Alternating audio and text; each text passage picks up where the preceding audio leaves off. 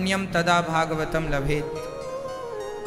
जब हम कई जन्मों का पुण्य इकट्ठा कर लेते हैं तब हमें भागवत कथा श्रवण करने का ये अवसर मिलता है। तो आप निश्चित ही बड़भागी हैं, भाग्यशाली हैं जो भागवत की कथा सुन रहे हैं और अपने लोक परलोक को संवार रहे हैं। भगवान आप सभी को दीर्घजीवी बनाए, निरोगी बनाए और आपके अंदर जो कामना है, जिस कामना से भागवत श्रवण कर रहे हैं, भागवत जी आपकी वो समस्त कामनाएं पूरी करें। ऐसी प्रार्थना भागवत जी के चरणों में। आइए अब प्रवेश करते हैं भगवान की अमृतमयी कथा में। भागवत क्या है? भगवान के द्वारा कही हुई हम जीव मात्र के कल्याण के लिए एक संहिता ही भागवत है। वेद व्यास जी महाराज ने जब देखा कि संसार के लोग बड़े परेशान हैं, इनका उद्धार कैसे हो, तो हम जैसे पापियों का उद्धार करने के लिए श्रीमद् भागवत की सुंदर सी कथा श्री व्यास जी महाराज ने भागवत के रूप में प्रकट की। किस कलिकाल में आप जो व्यस्त लोग हैं, आपको ज़्यादा वक्त ना मिले, ज़्यादा समय ना मिले, कोई बात नहीं, जितना समय मिले उतने में ही भगवान की चर्चा सुनकर अपना कल्याण कीजिएगा। तो ये भागवत हम जीव मात्र के कल्याण का इस कलयुग में एकमात्र साधन है। भागवत जी में 18,000 श्लोक हैं, 335 अध्याय हैं, 12 स्कंध हैं। राजा परीक्षित को भागवत जी सुनाई श्री सुखदेव भगवान ने। भागवत जी की महिमा श्री व्यास जी महाराज लिख रहे हैं। सच्चिदानंद रूपाय विश्वोत्पत्त्यादि हेतवे तापत्रय विनाशाय श्री कृष्णाय वयं नुमः। सच्चित आनंद, सच्चिदानंद भगवान कैसे हैं? भागवत जी श्रवण करने वाला व्यक्ति ये समझ ले कि भगवान कैसे हैं। भगवान सत्य स्वरूप है, चित स्वरूप और आनंद स्वरूप है। अच्छा ये बताइए, आप में से कितने लोगों ने भगवान को देखा है? जिनने देखा है वो हाथ उठाएंगे, नहीं देखा सो अभी हम दिखाएंगे आपको। मैया आपने भगवान को देखा है? मैया जी आपने भगवान को देखा है? मैया रख दो मोबाइल, मेरी माँ ध्यान से सुनो। ये बताओ भगवान को आपने देखा है? कहाँ है? दिल में? यहाँ एक्सरे करा लें? नहीं। आप कहते हैं भगवान अंदर हैं, दिल में हैं, तो एक्सरे कराने से आएंगे ना। हनुमान जी ने तो छाती फाड़ के दिखाई थी। आज तो छाती फाड़ने की जरूरत ही नहीं है, एक्सरे से हम देख सकते हैं अंदर क्या है। आप कहते हैं कि भगवान यहां बैठे हैं, अंदर है, यहां है, वहां। भगवान अंदर बाहर नहीं होते। भगवान कहां होते हैं? भगवान तो विश्वास में होते हैं। यदि आपका विश्वास है कि भगवान है तो सच्ची में भगवान है, और विश्वास ही है कि नहीं जी नहीं है भगवान, तो नहीं ही है भगवान। तो भगवान किस में होते हैं? ना अंदर होते हैं, ना बाहर, ना तीर्थों में होते हैं, ना घर में। जहाँ विश्वास होगा वहाँ भगवान होंगे। प्रहलाद जी का विश्वास एक खंबे पर बैठ गया, किस खंबे पर भगवान है, तो प्रहलाद का विश्वास ना मिट जाए, उनके विश्वास को। मैं ये बताओ भैया, ये लाल शर्ट वाले भैया बताएंगे, बताओ भगवान सच्चे हैं? आप सच्चे हो कि झूठे हो? आप झूठे हो कि सच्चे हो? झूठे हो कि सच्चे हो? आप बताओ मैया, बताओ बेटा, आप बताओ, काले कपड़े वाली मैया बताओ, भगवान आप सच्चे हो कि झूठे हो? झूठे हो। आप में से कितने लोग झूठे हैं? हाथ उठा के। सब झूठे हैं? अरे हमें तो लगा आप सच्चे होंगे। वैसे आपने सही कहा, हम सब झूठे हैं, हम सब झूठे हैं, सच्चे तो केवल श्री कृष्ण हैं, सच्चे तो भगवान हैं। झूठे हम इसलिए हैं क्योंकि हम परिवर्तनशील हैं। हम पैदा होते हैं तो जरा से होते हैं, फिर बड़े होते हैं, फिर और बड़े। हम परिवर्तनशील हैं। हम लोगों में रोज परिवर्तन हो रहा है, हमारा शरीर परिवर्तनशील है, इसलिए हम झूठे हैं। पर भगवान सच्चे हैं। वो तब जैसे थे आज भी वैसे ही हैं। भगवान तो भगवान है, इसलिए ईश्वर सत्य। उमा कहूँ मैं अनुभव अपना, सत हरि भजन जगत सब सपना। केवल भगवान सच्चे हैं। ये संसार स्वप्न की तरह है। इस संसार को, झूठे संसार को सत्य मानना, यही अज्ञानता है। अच्छा देखो, आपने कभी सपना देखा कि नहीं?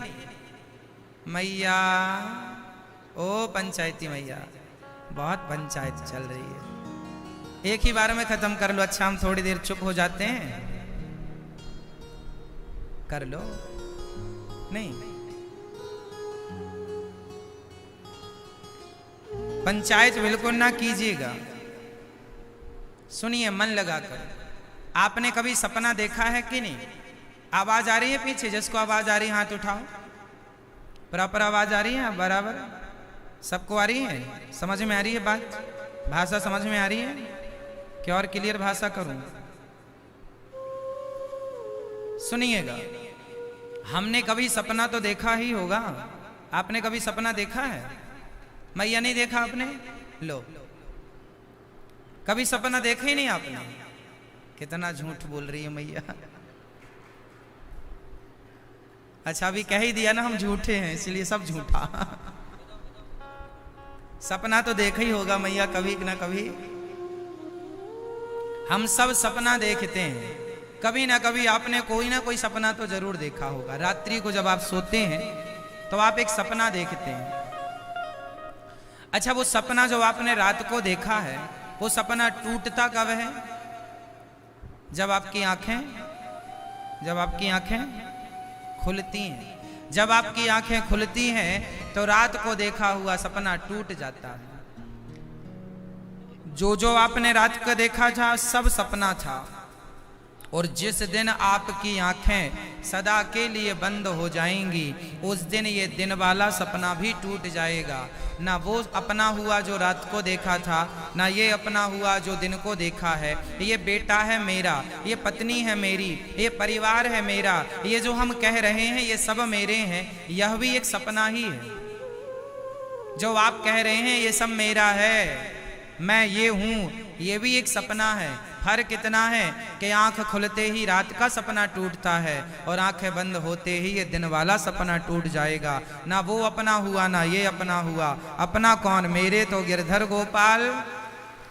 जोर से, मेरे तो गिरधर गोपाल। दूसरो ना, जोर से, मेरे तो गिरधर गोपाल, मेरे तो गिरधर गोपाल। जोर से बोलो मेरी माँ, मेरे तो गिरधर गोपाल, दूसरो ना, मेरा भगवान के सिवा कोई नहीं। तो ये जो आप देख कहते हैं ये बेटा मेरा, परिवार मेरा, ये एक सपना है। एक सपना है, कभी भी टूट जाएगा। खिलौना है ये संसार, कब टूट जाए कोई नहीं जानता। इसलिए इसे सत्य ना माना जाए। ईश्वर सत्य है, इसलिए काम करते रहो, नाम जपते रहो। हम ये नहीं कहते काम ना करो, पैसे ना कमाओ। खूब काम करना चाहिए, खूब पैसा कमाना चाहिए, पर काम करते हुए ये विचार, ये भाव बना के रखो कि ये कुछ भी मेरा नहीं, मेरे भगवान के सिवा कोई नहीं, भगवान ही काम आएंगे। आज तक आपके अंबिकापुर में कितने लोग, जब से अंबिकापुर बसा है तब से आज तक हजारों लाखों लोग मर चुके कि नहीं? यहाँ पर रहने वाले आपके बाप दादे सब ही मर गए। ये बताओ, उनमें से कोई जब नहीं बचा तो हम में से कोई कैसे बचेगा? इसका मतलब जो आपके बाप दादे कहते थे ये घर मेरा है, ये जमीन मेरी है, ये परिवार मेरा है, सब गलत कहते थे, सब झूठ कहते थे। यदि था तो वो ले जाते कुछ भी, पर आपके गांव की 1 एकड़ भी जमीन कम ना हुई। आपके लाखों लोग मर गए, परिवार के लोग, बाप दादे, पर 1 एकड़ जमीन कोई लेके गया हो तो बताओ, 1 रत्ती सोना कोई लेकर गया हो तो बताओ, कोई बेटा बेटी लेके गया हो तो बताओ। इसका मतलब ये सब कहने का है कि सब कुछ मेरा है, काम कुछ नहीं आता। इसलिए जो काम का है उसे अपना मान लो, व्यवहार करो, संसार में रहो, खूब काम करो, पैसा कमाओ, बिजनेस करो, खूब नाम इज्जत कमाओ, पर ये ना सोचो कि ये मेरा है। तुम्हारे बाप दादे भी ऐसी गलती करते थे कि ये मेरा है, और तुम भी वही गलती दोहरा रहे हो। फिर आप कहेंगे महाराज जी काम कैसे करें? करो ना। कमल का पुष्प कीचड़ में रहता है, लेकिन कीचड़ की एक बूंद उसे स्पर्श नहीं करती। संसार में रहो, काम करो, पैसा कमाओ, पर ये ना कहो कि ये सब मेरा है, ये कहो कि मेरा भगवान है। तो पैसा क्यों कमा रहे हैं भाई? पैसा हम व्यवहार के लिए कमा रहे हैं, संसार की जरूरतों के लिए पैसा लगता है। परिवार है, पत्नी लगती है, पुत्र लगता है, मतलब सबकी जरूरत पड़ती है हमें गृहस्थ जीवन में। पत्नी भी चाहिए, पुत्र भी चाहिए, पिता भी चाहिए, माता भी चाहिए, रिश्ते नाते भाई बहन भी चाहिए, सब चाहिए रिश्तों में, सब कुछ चाहिए। कपड़े भी चाहिए, मकान भी चाहिए, गाड़ी भी चाहिए, मोबाइल भी चाहिए, है ना, सोना चांदी सब चाहिए, सब कुछ लो, सब कुछ होना चाहिए आपके पास। पर सब कुछ होता हुआ आप किसी पर ये ना उंगली रख कर कहें कि ये मेरा हो। भगवान करे आपके पास सब कुछ, पर आप ये ना कहें कि ये मेरा है। सदा यही आपको भाव बना रहे कि सब कुछ जो है वो सब यहाँ की संपत्ति है, वहाँ के धन तो मेरे भगवान है, वहाँ की संपत्ति तो मेरे गोविंद है।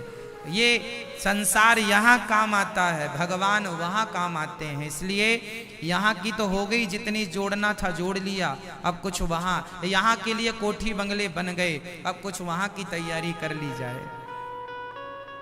आपके दुख का कारण क्या है? आप कह देते हैं ये मेरा है, ये मैं हूं। यही हमारे जीवन में दुख का कारण बनता है। ना कुछ मेरा है, ना कुछ मैं हूं, सब भगवान का था, भगवान का है, भगवान का ही रहेगा। इसलिए भगवान ही सब करते कराते हैं, ये भाव रखना चाहिए। सत चित आनंद, भगवान ही आनंद देने वाले हैं। आनंद कहां से आता है? आपके जीवन में आनंद कहां से आता है? पत्नी पुत्र परिवार से आनंद नहीं आता। संसार का आनंद क्षणिक होता है, भगवान की भक्ति का आनंद बहुत बड़ा होता है। इसलिए 3 घंटे 3.5 घंटे आप कथा सुनते हैं, आनंद आता है। क्यों आता है? क्योंकि कथा ही आनंद देती है। संसार के विषय तुच्छ सा सुख देते हैं जो क्षणिक होता है, आया और गया। इसलिए आनंद चाहते हो तो भगवान की शरण में, भगवान की शरण में आओ। और मुझे लगता है इस धरती में सब लोग आनंद ही चाहते हैं। इस दुनिया में जो मूर्ख आदमी है वो भी आनंद ही चाहता है। आनंद नाम किसका है? भगवान का। आपको क्या चाहिए?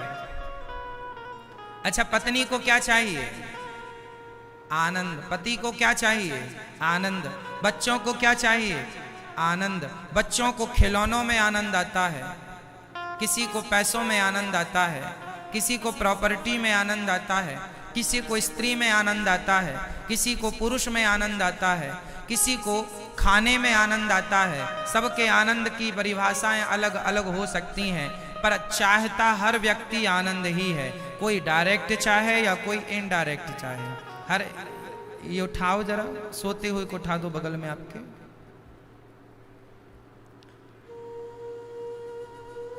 सोना मत, नींद आए तो फिर गद्दे पीछे लगे हैं यहाँ पर। किसी को नींद आए तो आप बता देना। हाँ, अब ध्यान से सुनिएगा। तो आनंद सब चाहते हैं। इस धरती पर एक भी व्यक्ति ऐसा नहीं है जिसे आनंद ना चाहिए। सबको क्या चाहिए? आनंद। अब आनंद आएगा कहां से? आपको जहां से आनंद आना है आप उस तरफ जाते ही नहीं।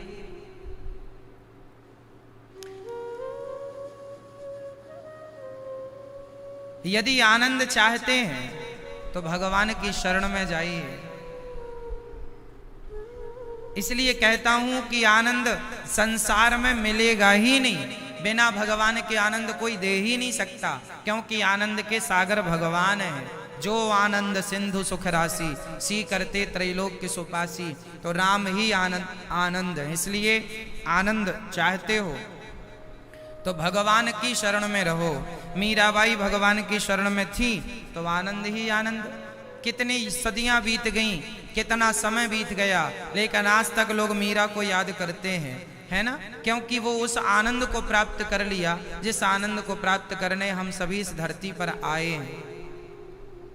इसलिए आपसे निवेदन है कि संसार में ना उलझ जाइएगा, ये असली आनंद नहीं है। एक बात बताएं, छोटा सा बच्चा जब माँ को बहुत परेशान करने लग जाता है ना, तो माँ उसे लॉलीपॉप दे देती है। और जब माँ अपने बच्चे को गोद से उतारना चाहती है, कोई काम करना चाहती है, तो माँ बच्चे को क्या पकड़ा देती है? लॉलीपॉप पकड़ा देती है। हाँ या ना? मैया बोलो हाँ। मैया इतने जल्दी थक गई मेरी माँ, हाथ पांव आड़े टेढ़े होने लगे। सुनो मेरी माँ ध्यान से, अच्छा सुनो, जब माँ अपने बच्चे को गोद से उतारना चाहती है तो माँ क्या देती है? लॉलीपॉप पकड़ाती है। जब माँ बच्चे को लॉलीपॉप देती है ना, तो लॉलीपॉप बच्चा चूसने लग जाता है और माँ जल्दी से बच्चे को नीचे उतार कर अपना काम कर लेती है। तो आपको जो पत्नी, पति, परिवार, पैसा, मकान, दुकान ये जो मिला है, ये भगवान की तरफ से लॉलीपॉप है। भगवान ने आपको अपनी गोद से उतार दिया, जाओ तुम्हें लॉलीपॉप चाहिए सो ले लो। इसलिए धन में इतने ना उलझ जाओ कि भगवान ही छूट जाए। हमारा धन पैसा नहीं, हमारा धन सोना नहीं है। अच्छा बताओ आपका धन क्या है? आपका धन क्या? मैया बताओ आपका धन क्या है? क्या हमारा धन क्या? मीरा जी कहती हैं, पायो जी मैंने राम रतन धन पायो। पायो जी मैंने, पायो जी मैंने, पायो जी मैंने, पायो जी मैंने राम रतन धन पायो। मेरा धन मेरे राम है, मेरा धन मेरे कृष्ण है। सोना चांदी हीरा मोती जो है सब आपके मरते ही यहाँ उतर जाएगा, एक राम नाम का धन संग जाएगा। इसलिए उसे जितना समेट सको समेट लो, वही काम आएगा। यथार्थ धन वही है। इसलिए आनंद के सागर भगवान सच्चिदानंद रूपाय विश्वोत्पत्त्यादि हेतवे। भगवान विश्व को उत्पन्न करते हैं। भगवान का काम क्या है? भगवान ये दुनिया को बनाते नहीं था। बच्चों को पता लग गया कि गया है, क्या पिएगा? तो भगवान ने सुंदर मीठा मीठा दूध, सुंदर सा दूध माँ के आंचल में बहा दिया। दूध की धार लग गई, माँ ने बच्चे को दूध पिलाया। ये चिंता किसको थी कि बच्चा पैदा होगा तो पिएगा क्या? क्योंकि आज का पैदा बच्चा दाल रोटी तो खा नहीं सकता, खीर पूड़ी तो खा नहीं सकता, क्यों जी? समोसा गुजिया तो खा नहीं सकता, चाउमीन बर्गर तो खा नहीं सकता, तो क्या खाएगा? इसलिए भगवान ने माँ के आंचल में अमृत जैसा दूध भर दिया। कौन भरता है ये? आपकी हम भगवान।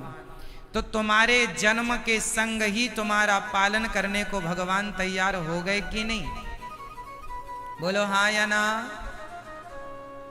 तो जिस है ये दुनिया को बनाना है, ये दुनिया को बनाता है भगवान, बना के चलाते हैं, पालन करते हैं भगवान।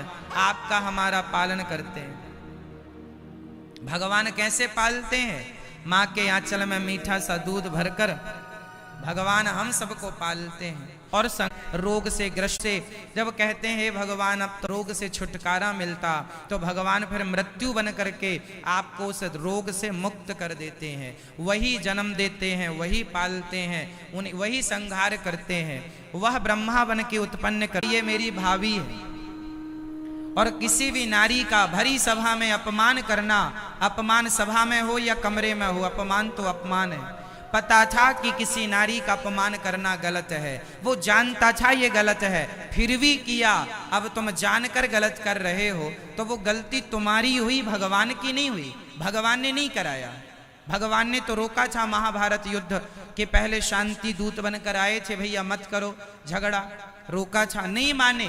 आपके पास भगवान ने अक्कल दे रखी है, सही गलत का कुछ निर्णय आप स्वयं कर सकते हैं। भाई कंपनी का काम है गाड़ी बनाना, कंपनी का काम है गाड़ी बनाना। अब गाड़ी चलाना आपका काम है। गाड़ी में कंपनी ने एक्सीलेटर भी दे रखा है और ब्रेक भी दे रखा है। अब वो आपको अपनी समझ से चलाना है कि कहाँ ब्रेक दबाना है, कहाँ एक्सीलेटर दबाना है। क्यों जी, सही है। अब आप जहां ब्रेक दबाना है वहां एक्सीलेटर दबाएंगे तो एक्सीडेंट तो होगा। अब आप कहें जी कंपनी ने गाड़ी ऐसी बनाई कि एक्सीडेंट हो गया, कंपनी ने तो सही बनाई थी। आप उसी प्रकार भगवान ने हमें और आपको बनाया है, बनाने के संग संग ईश्वर ने हमें जरा सी बुद्धि दे करके स्वतंत्र भी कर दिया है कि आप अपने रोजमर्रा के निर्णय खुद लेना सीखो, अपने पांव में खुद खड़े हो जाओ। ये संसार भगवान चलाते हैं, ये सत्य है। लेकिन जो चोर चोरी करता है, तुम्हें समझ है ना, तुम्हें पता है ना कि ये गलत है, फिर क्यों कर रहे हो? आपको पता फिर भी कर रहे हो, तो पाप भोगने का, अब पाप कर लिया है, अब दंड भोगने को पीठ तैयार रखिएगा। फिर भगवान को दोष ना लगाइएगा, हे भगवान तुमने सब कराया है, वो कर रहा है गलत तो उसका दंड वो भोगेगा। पर यहाँ जो माँ बाप हैं, आपका बेटा आपको क्यों मार रहा है? जरूर आपने किसी जन्म में कोई पाप किया होगा, वही पाप इस जन्म में आपको पुत्र के रूप में प्राप्त हुआ है और वो कर्मदंड आपको भोगने पड़ेंगे। तो जो हो रहा है उसे भगवान की इच्छा मान के सहन करना ही पड़ेगा। अब कोई दूसरा ऑप्शन हो तो आप बता दो। भाई बेटा ही अपने माँ बाप को सताए तो इसमें क्या हो सकता है? या तो समझाया जाए बेटे को, और क्या हो सकता है? अब बेटे से के कोर्ट कचहरी कौन लड़ेगा?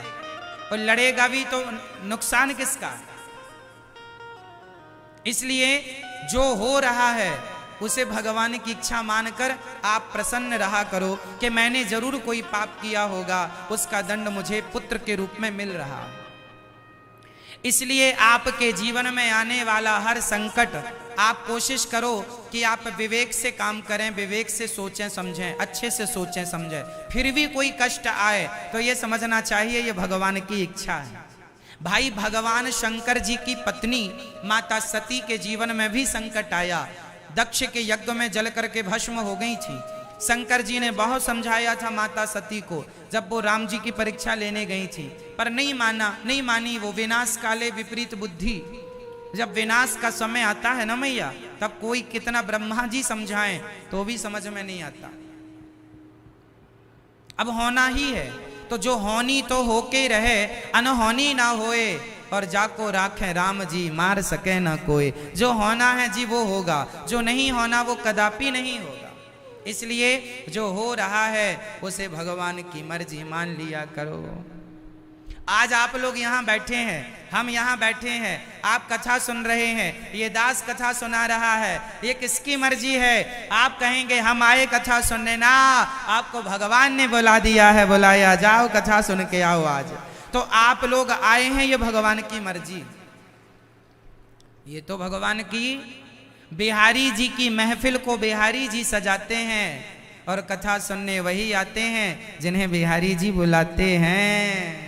तो आप आए हैं, ये तो बिहारी जी की कृपा है। इसलिए जीवन में कभी परेशान नहीं होंगे कि मेरी पत्नी ऐसी है, मेरा पति ऐसा है, मेरा बेटा ऐसा है, मेरी बेटी ऐसी है।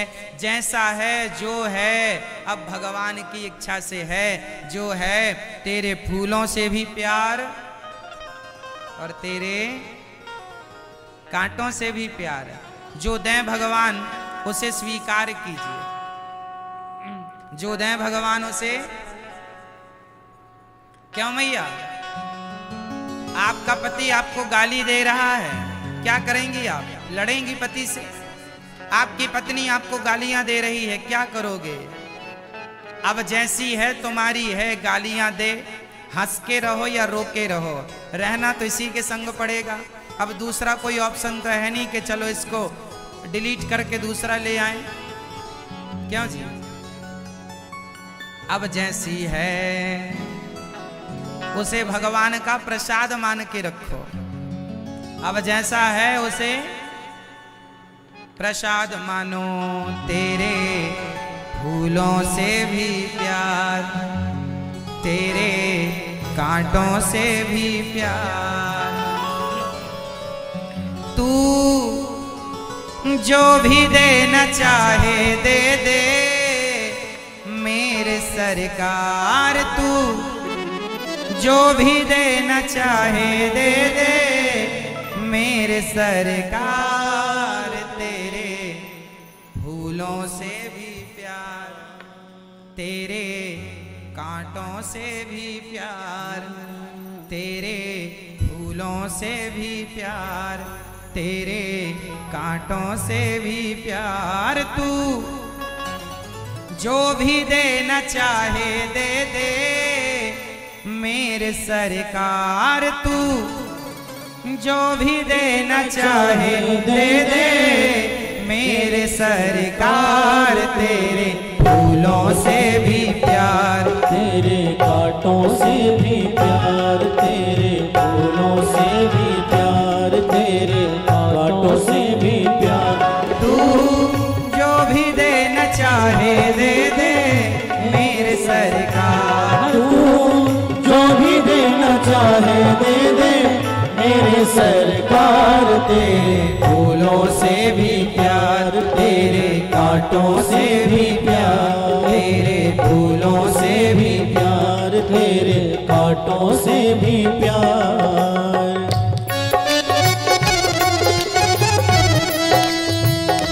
दोनों हाथ उठा के भाव से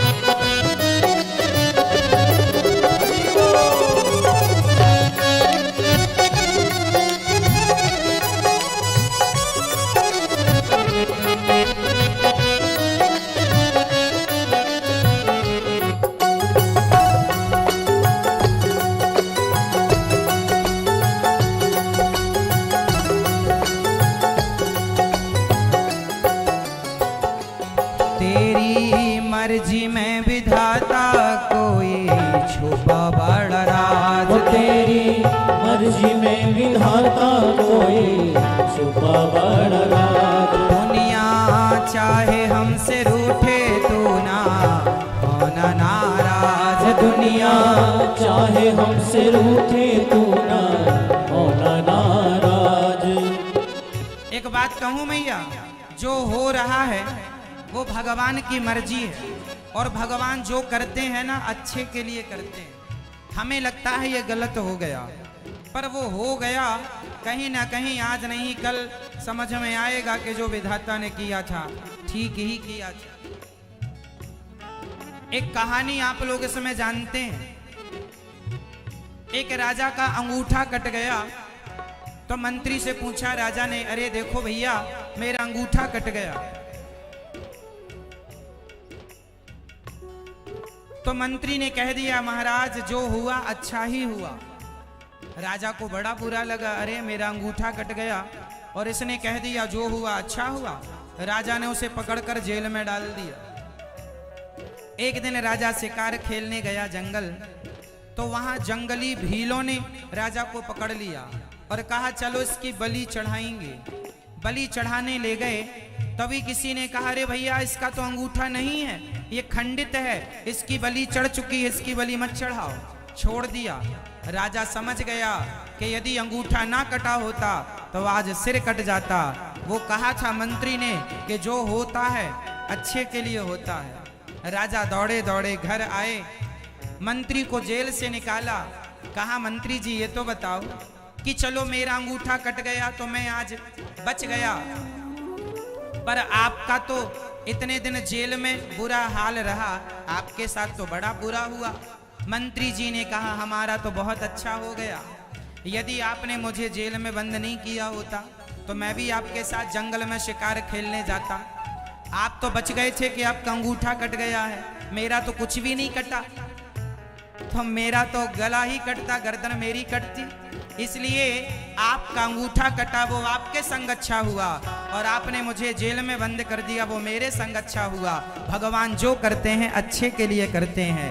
ईश्वर की बात बाद में समझ में आती है, पर जब आती है तो समझ आ जाती है कि जो हो रहा है वो ठीक ही हो रहा है। इसलिए तेरी मर्जी में विधाता कोई छुपा बड़ा राज, तेरी मर्जी में विधाता कोई छुपा बड़ा राज। दुनिया चाहे हमसे रूठे तू ना होना नाराज, दुनिया चाहे हमसे रूठे तू ना होना नाराज। तुझे वंदन है बार बार, तुझे वंदन है बार बार, कर ले हमको तू स्वीकार, कर ले हमको तू स्वीकार। तू जो भी देना चाहे दे दे मेरे सरकार, तू जो भी देना चाहे दे दे मेरे सरकार। तेरे फूलों से भी प्यार, तेरे कांटों से भी प्यार, तेरे फूलों से भी प्यार, तेरे कांटों से भी प्यार। जय हो, जय हो।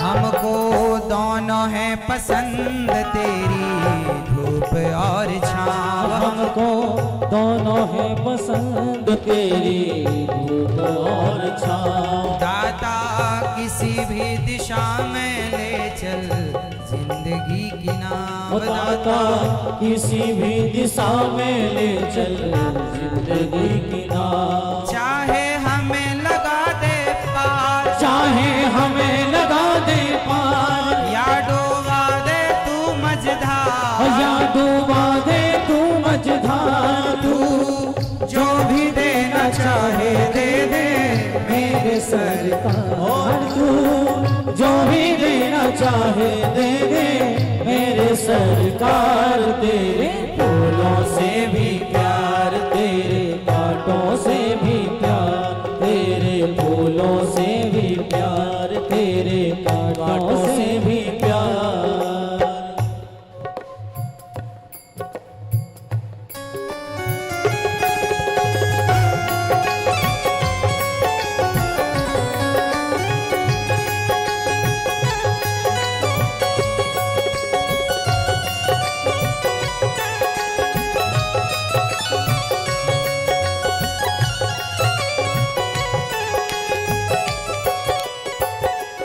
चाहे सुख दे या दुख, चाहे सुखी दे या गम, चाहे सुख दे या दुख, चाहे खुशी दे या गम।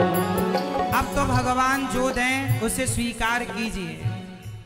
चाहे सुख दे या दुख, चाहे खुशी दे या गम, चाहे सुख दे या दुख, चाहे खुशी दे या गम। मालिक जैसे भी रखेगा वैसे रह लेंगे हम, मालिक जैसे भी रखेगा वैसे रह लेंगे हम। चाहे खुशी भरा संसार, चाहे खुशी भरा संसार, यादें आंसुओं की धार, यादें आंसुओं की धार। जो भी देना चाहे दे दे मेरे सरकार, जो भी देना चाहे दे दे मेरे सरकार। तेरे फूलों से भी प्यार, तेरे कांटों से भी प्यार,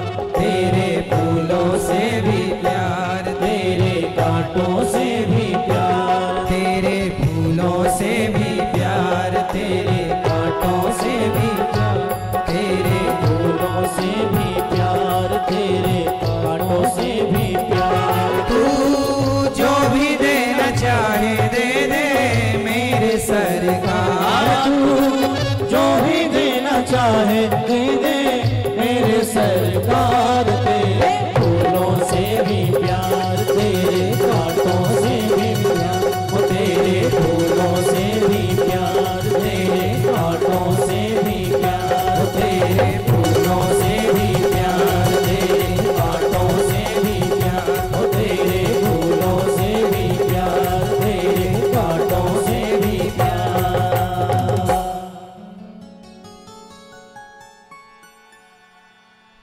चाहे सुख दे या दुख, चाहे खुशी दे या गम, मालिक जैसे भी रखेगा वैसे रह लेंगे हम।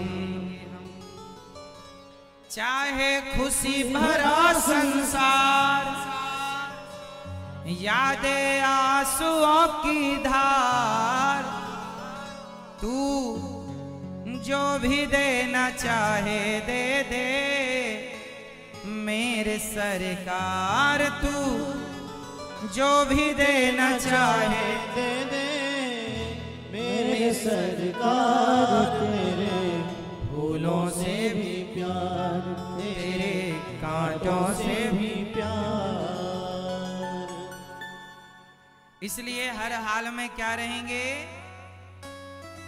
खुश, हर हाल में प्रसन्न रहो। जैसे रखें राम जी रहना चाहिए, और सीताराम सीताराम कहना चाहिए। तो भगवान जैसे रखें, भगवान सृष्टि उत्पन्न पालन संहार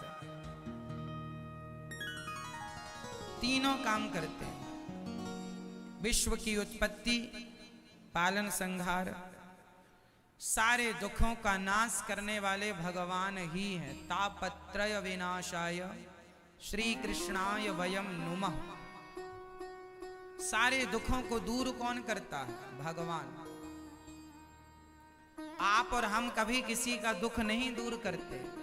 हम सभी के दुखों का दूर, हम सभी के दुखों को दूर करने वाले कौन है?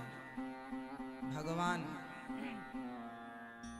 हनुमान जी जब संजीवनी बूटी लेने गए श्री लक्ष्मण जी के लिए, तो हनुमान जी को रास्ते में ये अभिमान आ गया कि यदि मैं संजीवनी बूटी ना लाऊंगा, मैं ना होता, तो लक्ष्मण जी तो मर ही जाते। अच्छा ये बताओ, लक्ष्मण जी के लिए संजीवनी बूटी कौन लेकर के आया? हनुमान जी? नहीं, हनुमान जी लेकर नहीं आए। हनुमान जी के द्वारा स्वयं भगवान ही अपना काम कराते, निमित्त बने हैं हनुमान जी, ये सत्य है। हनुमान जी को अभिमान आ गया कि मैं लक्ष्मण जी के प्राण मैं बचा रहा हूं, नहीं जाऊंगा तो मर जाएंगे। तो भरत जी ने अयोध्या में बाण मार दिया और जमीन पे हनुमान जी गिर गए। हाँ या ना? हनुमान जी को लग रहा था मैं जा रहा हूं, मैं नहीं जाऊंगा तो मर जाएंगे लक्ष्मण जी। तो हनुमान जी को बाण मार दिया श्री भरत जी ने, हनुमान जी अयोध्या में नीचे गिर गए। हनुमान जी को होश आया, बोले हमें लेट हो रहा है, सूर्य उदय के पहले पहुंचना है, समय कम बचा है। भरत जी बोले चिंता ना करो हनुमान जी, हमारे बाण पर बैठ जाओ, आप जितनी वेग से जाएंगे उससे करोड़ों गुना तेजी से हमारा बाण आपको पहुंचा देगा। हनुमान जी को बड़ी हंसी आई कि ये दुबले पतले भैया हैं, इनके बाण में इतनी ताकत कहाँ कि हनुमान जी और हनुमान जी के संग पहाड़ को बिठा लें। पर भरत जी को तो हनुमान जी का अभिमान मिटाना था। हनुमान जी को अपने बाण पर बिठाया भरत जी ने। हनुमान जी बाण पर बैठे और पहाड़ को लेकर बैठे, और भरत जी ने छोड़ा तो पलक झपकते ही हनुमान जी तुरंत लक्ष्मण जी के पास पहुंच गए। ये भगवान की कृपा नहीं तो क्या है। सच्ची बताऊं, हनुमान जी निमित्त हैं, राम काज तो राम जी ही, भगवान अपना काम तो खुद ही करते हैं। हाँ, वो तुम्हारे हमारे द्वारा निमित्त बनाकर करा लेते हैं। हनुमान जी लंका गए तो हनुमान जी नहीं गए, हनुमान जी के द्वारा राम जी ही अपनी शक्ति अपनी कृपा के बल पर प्रभु मुद्रिका मेली मुख माही जलधि लांघ गए अचरज नाही। जिनके नाम से हनुमान जी समुद्र को छलांग लगाकर पार कर गए, वो राम नाम सब कुछ करता है, भगवान ही सब करते हैं। वो आपको और हमें निमित्त बना करके और ये व्यवस्थाएं संभाल रहे हैं। करने कराने वाले कौन है मैया जी? भगवान। इसलिए कभी भी ये ना सोचा करो, ये ना कहा करो हम कुछ कर रहे हैं, हमने ये किया, हम कुछ भी नहीं कर रहे हैं, भगवान सब हमसे करा रहे हैं। देखो ना, जैसे हमारे वंशल परिवार से भगवान जी ने इतना बड़ा आयोजन करवा लिया, ये ठाकुर जी की कृपा नहीं इन पर तो क्या है? भगवान ने इनको ही चुना, इनको ही चुना कि आप भागवत जी करवाइए और यहाँ इस भागवत की गंगा में सब डुबकी लगाकर अपना लोक परलोक सवारेंगे। तो ये कृपा नहीं तो क्या है? ये भगवान की कृपा है। हम नहीं होते करने वाले, कराने वाले ईश्वर होते हैं, हम निमित्त मात्र होते हैं। तो भगवान सारे दुखों को दूर करते हैं। आपके जीवन में जितने भी दुख हैं और जितने भी प्रकार के दुख हैं, सारे दुखों का एक ही उपाय है, केवल भगवान की शरणागति ग्रहण कर लो। अच्छा ये बताओ मैया, ओ मैया, पीछे आवाज आ रही है मेरी माँ? आ रही है तो हाथ उठा लो पीछे वाली मैया। आवाज आ रही है, ठीक है। सुनो, अब ये बताओ, आप विभीषण जी को जानती हो मैया? ओ मैया पीछे वाली, आपको पता है विभीषण जी कौन है? जानती हो आप विभीषण जी को? हाँ या ना में उत्तर दो। क्यों, यही अंबिकापुर में रहते हैं क्या?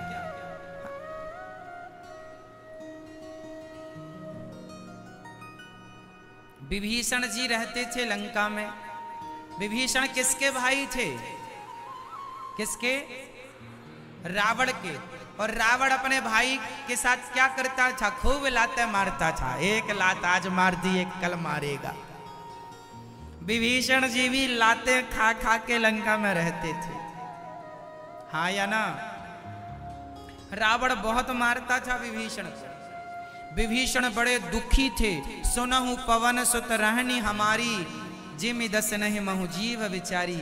जैसे दांतों के बीच में जिह्वा रहती है ना, ऐसे लंका में दुष्टों के बीच में एक सज्जन विभीषण जी रहते थे। विभीषण जी बड़े दुखी थे। जैसे आप लोग कहती हो ना मैया, हम बड़े दुखी हैं महाराज, हम बड़े दुखी हैं, बड़े दुखी। ऐसे विभीषण जी चिल्लाते रहते थे, हम बड़े दुखी हैं, बड़े दुखी हैं। लेकिन एक राम की शरण में चले गए विभीषण, तो सदा सदा के लिए उनका दुख मिट गया कि नहीं? बोलो हाँ या ना? राम जी की शरण में चले गए, सदा सदा के लिए उनका दुख मिट गया। दुख से मुक्ति पाना है तो उपाय यही है, भगवान की शरण में आ जाइए, सदा सदा के लिए आपका दुख समाप्त हो जाएगा। अब आप चिल्लाते हैं हम दुखी हैं, दुखी हैं, पर भगवान की शरण में जाते ही नहीं, तो अब दुख छूटेगा कैसे? भाई दुख कैसे छूटेगा? यदि दुख से मुक्ति पाना है तो उपाय एक ही है, भगवान की शरण में आ जाइए। केवल एक ही उपाय है। सुग्रीव भी बड़े दुखी थे। सुग्रीव भी अपने भाई, ये दोनों जो है ना, सुग्रीव और विभीषण, ये दोनों अपने भाई से खूब पिटते थे, खूब लातें खाते थे, बड़े दुखी थे, रोते ही रहते थे बेचारे। दोनों के जीवन में बड़ा दुख था। लेकिन जब से इनके जीवन में राम जी की एंट्री हुई, ये दोनों लोग सुखी हो गए। विभीषण जी और दूसरे का क्या नाम है? सुग्रीव। ये दोनों सुखी हो गए। क्यों? क्योंकि राम की शरण में चले गए। जो राम की शरण में चला जाता है सदा सदा के लिए सुखी हो जाता है। अब आपको सुखी होना है तो भगवान की शरण में आ जाओ, नहीं होना तो फिर आप तो रो ही रहे हैं, फिर तो रोना चालू ही है। जैसे वो लातें खा रहा था, आप लोग भी खा रहे हैं। अब आप खा रहे हैं लातें संसार की, लेकिन फिर भी मन हटने को तैयार।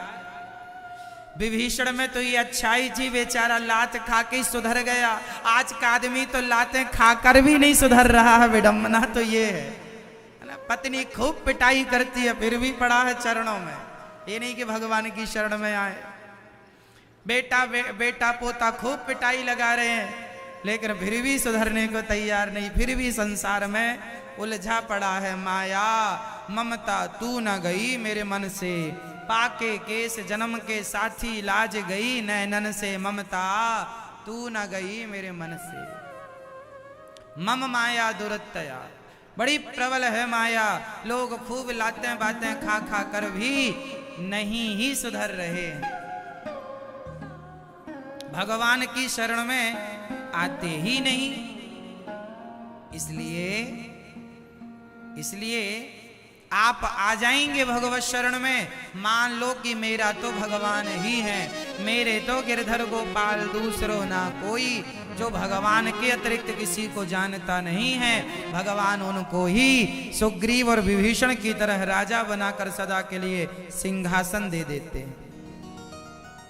तो भगवान सारे दुख से, अब आपसे सवाल, सारे दुखों से कौन मुक्ति दिलाएगा? ये मोबाइल मुक्ति दिला रहा है मैया को। सारे दुखों से कौन मुक्ति दिलाएगा? कौन? जोर से। तो भगवान की शरण में आप लोग कब आएंगे? शरण में आने का अर्थ क्या है? आप कथा सुनने आ गए, ये शरण में आना नहीं। शरण में आने का अर्थ क्या है? शरण में आना मतलब अब मेरा भगवान के सिवा कोई नहीं है। जब आप ये मान लें अपने मन से कि मैं काम पूरा करूंगा, संसार का गृहस्थी पूरी निभाऊंगा, मैं छोड़ूंगा नहीं अपनी गृहस्थी, अपनी जिम्मेदारियां। काम पूरा करेंगे, गृहस्थी पूरी निभाएंगे, जिम्मेदारी पूरी निभाएंगे, पर ये मानेंगे कि अब तो मेरा गोविंद के सिवा, मेरे श्याम सुंदर के सिवा, मेरे रघुनंदन के सिवा मेरा कोई नहीं। जब आप ये मानकर उनकी शरण में जाएंगे, तब वो शरणागति मानी जाएगी। हे नाथ हमें स्वीकार कीजिए। बोलो हे नाथ मैं आपको कभी भूलूं नहीं। बोलो हे नाथ मैं आपको कभी भूलूं नहीं। सदा भगवान का स्मरण बना रहे, सदा भगवान का चिंतन बना रहे। ये शरणागति है। शरणागति किए बिना हमारी कोई गति नहीं है। शरण में आ जाओ। ऐसे भगवान जो परम दयालु परम कृपालु श्री कृष्ण राधा सहित श्री कृष्ण को हम श्री कृष्णाय वयम नुमः, ऐसे भगवान को बारंबार नमस्कार करते हैं। यम प्रव्रजन्तमनुपेतमपेत कृत्यम, द्वैपायनो विरह कातर जुहाव। पुत्रेति तन्मयतया तर्वोऽभिनेदुस्, तं सर्वभूतहृदयं मुनिमानतोऽस्मि।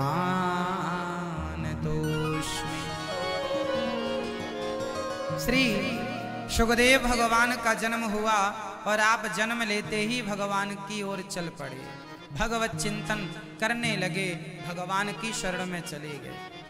ऐसे सुखदेव भगवान को बारंबार नमस्कार करते हैं। आइए चलते हैं नैमिषारण्य। 88,000 संत विराजमान हैं। उन 88,000 संतों के बीच में सूत जी महाराज आए। सभी ने खड़े होकर सूत जी का अभिवादन किया और शौनक आदि ऋषियों ने सूत जी से कहा कि भक्ति ज्ञान विरागाप्तो विवेको वर्धते महान, माया मोह निरासश्च वैष्णवै क्रियते कथम। भक्ति ज्ञान विरागाप्तो, हमें ऐसी कथा सुनाइए। सूत जी से शौनक आदि ऋषि कह रहे हैं हमें ऐसी कथा सुनाइए कि भक्ति बढ़े, ज्ञान बढ़े, जीवन भक्तिमय हो जाए। कृष्ण की प्राप्ति हो जाए ऐसी कथा सुनाइए। भगवान की कथा क्या प्राप्त कराती है? कृष्ण को प्राप्त करा देती है। कथा से ही भगवान मिलेंगे। इस कलयुग में यदि भगवान को प्राप्त करना है, भगवान को पाना है, तो कैसे प्राप्त होंगे?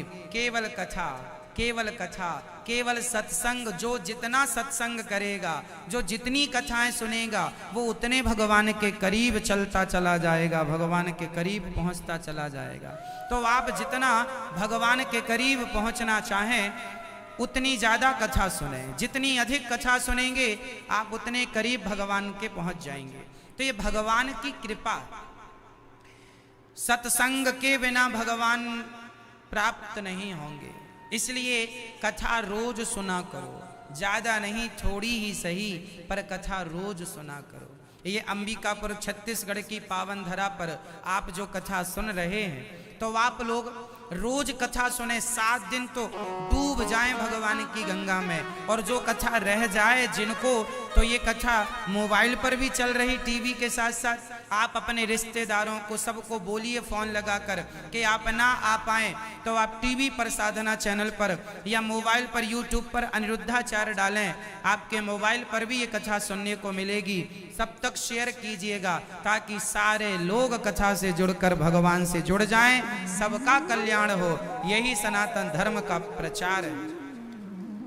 तो कथा आप अपने मोबाइल पर भी सुन सकते हैं, है ना। तो प्रिय भक्तों, सूत जी महाराज शौनक आदि ऋषियों से कह रहे हैं कि सूत जी ने कहा, अब मैं आपको ऐसी कथा सुनाता हूं जो देवताओं को भी दुर्लभ है। देवताओं को, हाँ, देवताओं को भी कथा दुर्लभ है। अच्छा, हाँ, कैसे?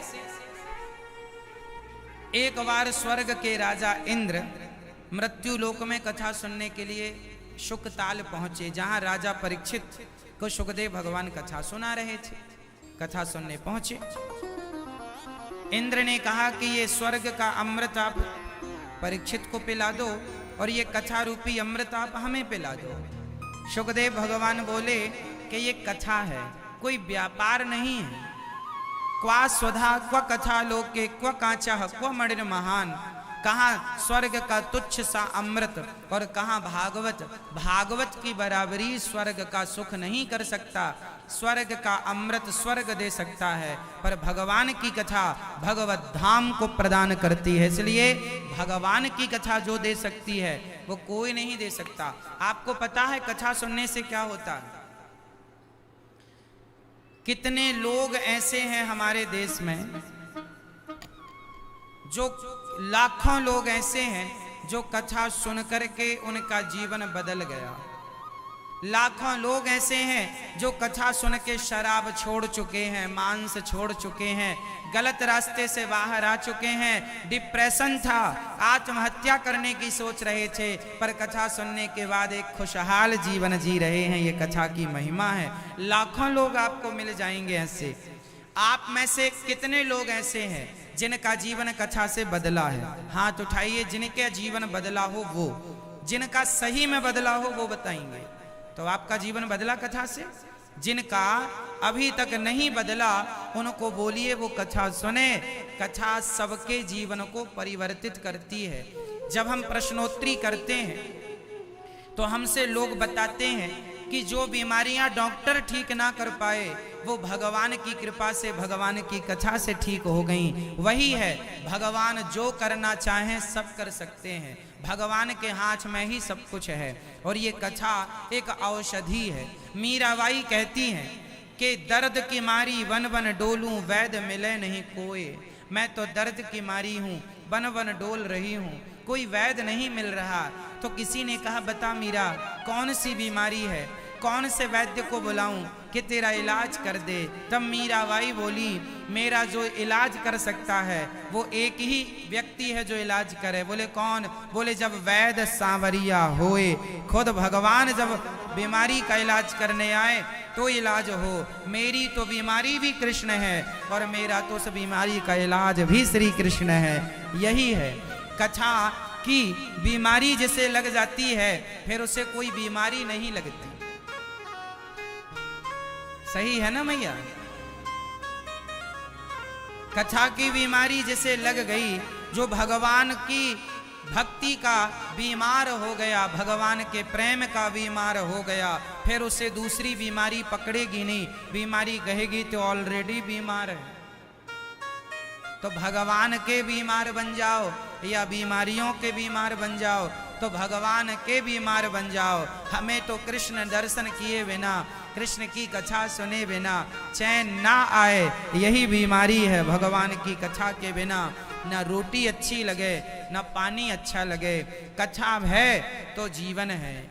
इसलिए ज्यादा नहीं, थोड़ी ही सही, एक घड़ी आधे की पुनियाद, तुलसी चर्चा राम की हरहि कोटि अपराध। थोड़ी ही सही कथा रोज सुना करो, थोड़ी ही सही, रोज रोज रोज रोज सुननी चाहिए कथा, नित्य सुना करो। पानी रोज पीते हो कि नहीं? रोटी रोज खाते हो कि नहीं? बच्चों से रोज प्यार करते हो कि नहीं? फिर कथा क्यों नहीं रोज? कथा रोज। जिनके जीवन में कथा नित्य है, उनके जीवन में आनंद भी नित्य है। सत्संग नित्य है तो आनंद नित्य है। सत्संग छूटा तो कुसंग बढ़ेगा। जीवन में दो ही चीज होती है ना मैया जी, या तो सत्संग या तो कुसंग। या तो आप सत्संग से जुड़ जाओ, वरना कुसंग तो मुंह फाड़े बैठा ही है आपको अपनी ओर खींचने के लिए। इसलिए आप रोज सत्संग किया करो। इसलिए कथा टीवी पर, मोबाइल पर सुनते रहा करो।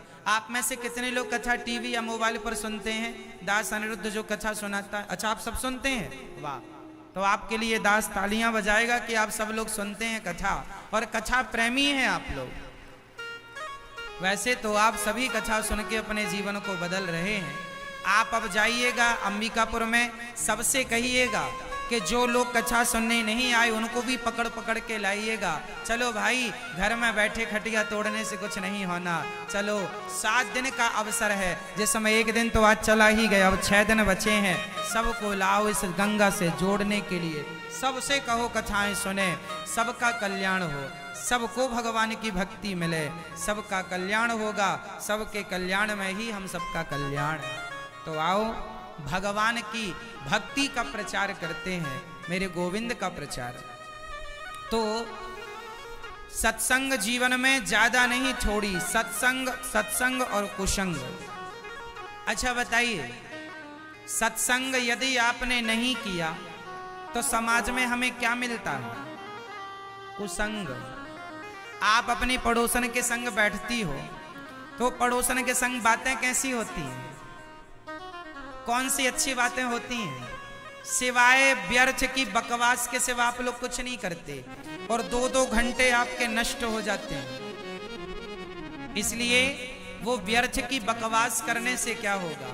यदि जीवन में कुछ प्राप्त करना है, आगे बढ़ना है, तो सत्संग ही पॉजिटिविटी आपके जीवन में घोलेगा, और वही पॉजिटिविटी, वही सकारात्मकता आपके जीवन को आगे ले जाएगी। इसलिए रोज सत्संग। और आज सबसे ज्यादा सत्संग की जरूरत है युवा पीढ़ी को, बच्चों को सत्संग की आवश्यकता है। जो बच्चे रास्ते भटक रहे हैं ना, इन्हें सत्संग की बहुत जरूरत है।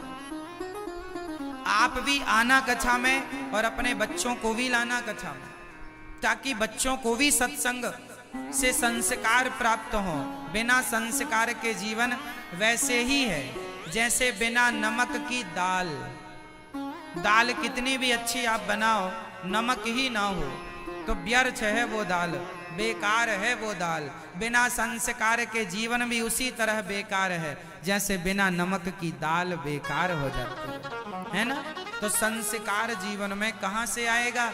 आज के माँ बाप संस्कार बच्चों को नहीं दे सकते, कथा से मिलेंगे। इसलिए कथा सुनने की आदत बनाओ, कोशिश करो कि आप कथा सुने।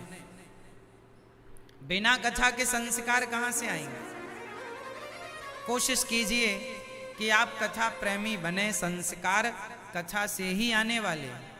इसलिए रोज थोड़ी ही सही, एक घड़ी आधे की पुनियाद, तुलसी चर्चा राम की हरहि कोटि अपराध। ज्यादा नहीं, थोड़ी ही, पर सत्संग जरूरी है। संगत से गुण आते हैं, संगत से गुण जाए। लोहा जड़ा जहाज में, पानी में उतराए। अब देखो ना मेरी माँ, लोहे का एक टुकड़ा पानी में डाल दीजिए तो डूब जाता है, पर वही लोहा आप जहाज में, बड़ी बड़ी जो समुद्री जहाजें होती हैं, नौका होती है, आप लोहे का टुकड़ा नौका में, नाव में लगा दीजिए तो वो नाव में लगा हुआ लोहा खुद भी पार होगा, हमें आपको भी पार लगाएगा।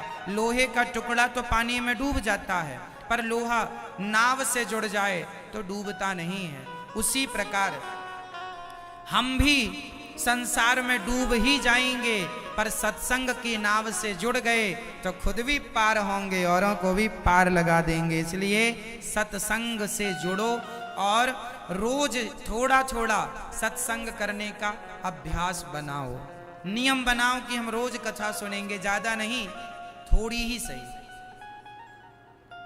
संगत, गलत संगत मिल जाएगी तो मंथरा की संगति मिल गई माता कैकई को, तो मंथरा की संगति ने बिगाड़ दिया कि नहीं?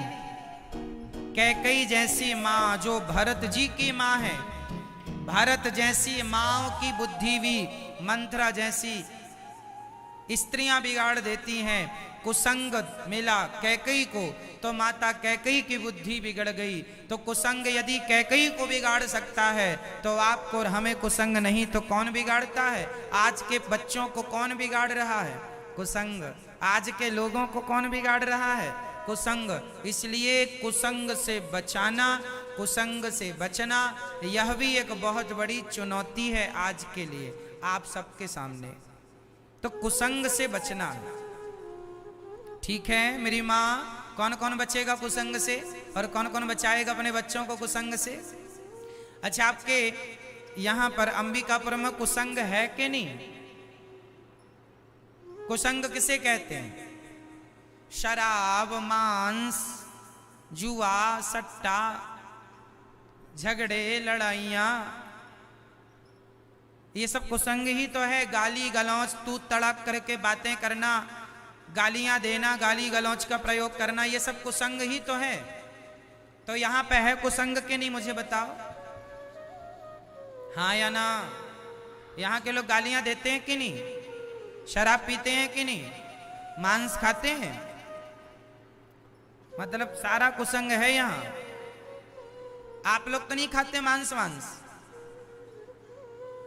खाते हैं? अच्छा, आप लोग बचे हैं, फिर अच्छा है।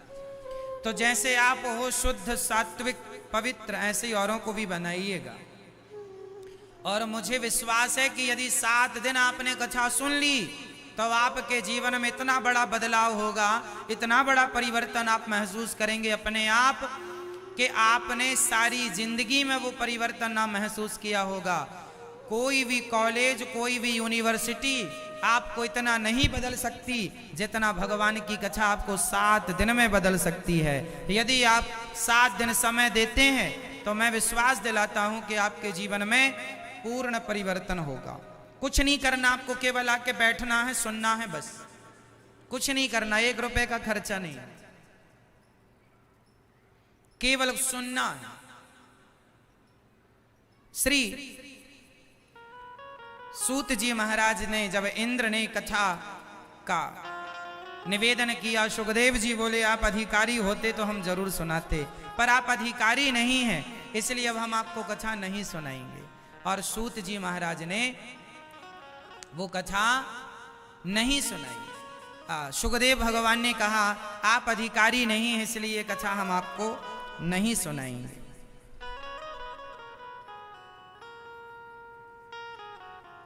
नहीं सुनाई कथा, आप योग्य नहीं। जब 7 दिन में भागवत सुन के परीक्षित का उद्धार हुआ, तब इंद्र ने स्वर्ग में तराजू बांधी, एक पलड़े पर भागवत जी को रखकर तौला तो भागवत जी का पलड़ा सबसे भारी था। चरणों में गिर पड़े प्रभु, भागवत जी के चरणों में गिरे, तब भागवत से भगवान प्रकट हो गए। इंद्र तो मुझसे तुलना कर रहा है अपने स्वर्ग के सुख की। स्वर्ग के सुखों से श्रेष्ठ भागवत जी का सुख है, अर्थात स्वर्ग में ऐसा कोई भी सुख नहीं, कोई भी धन नहीं जो भागवत जी की बराबरी कर सके। बताया ना हमने कि स्वर्ग जाने वाला, अमृत पीने वाला स्वर्ग ही जाएगा, पर भगवान की कथा सुनने वाला गौलोक बैकुंठ साकेत भगवत धाम को जाएगा। इसलिए स्वर्ग के सुख से भागवत श्रेष्ठ है। इसलिए भागवत सुनना चाहिए। आप अपने जीवन में भागवत जरूर सुने।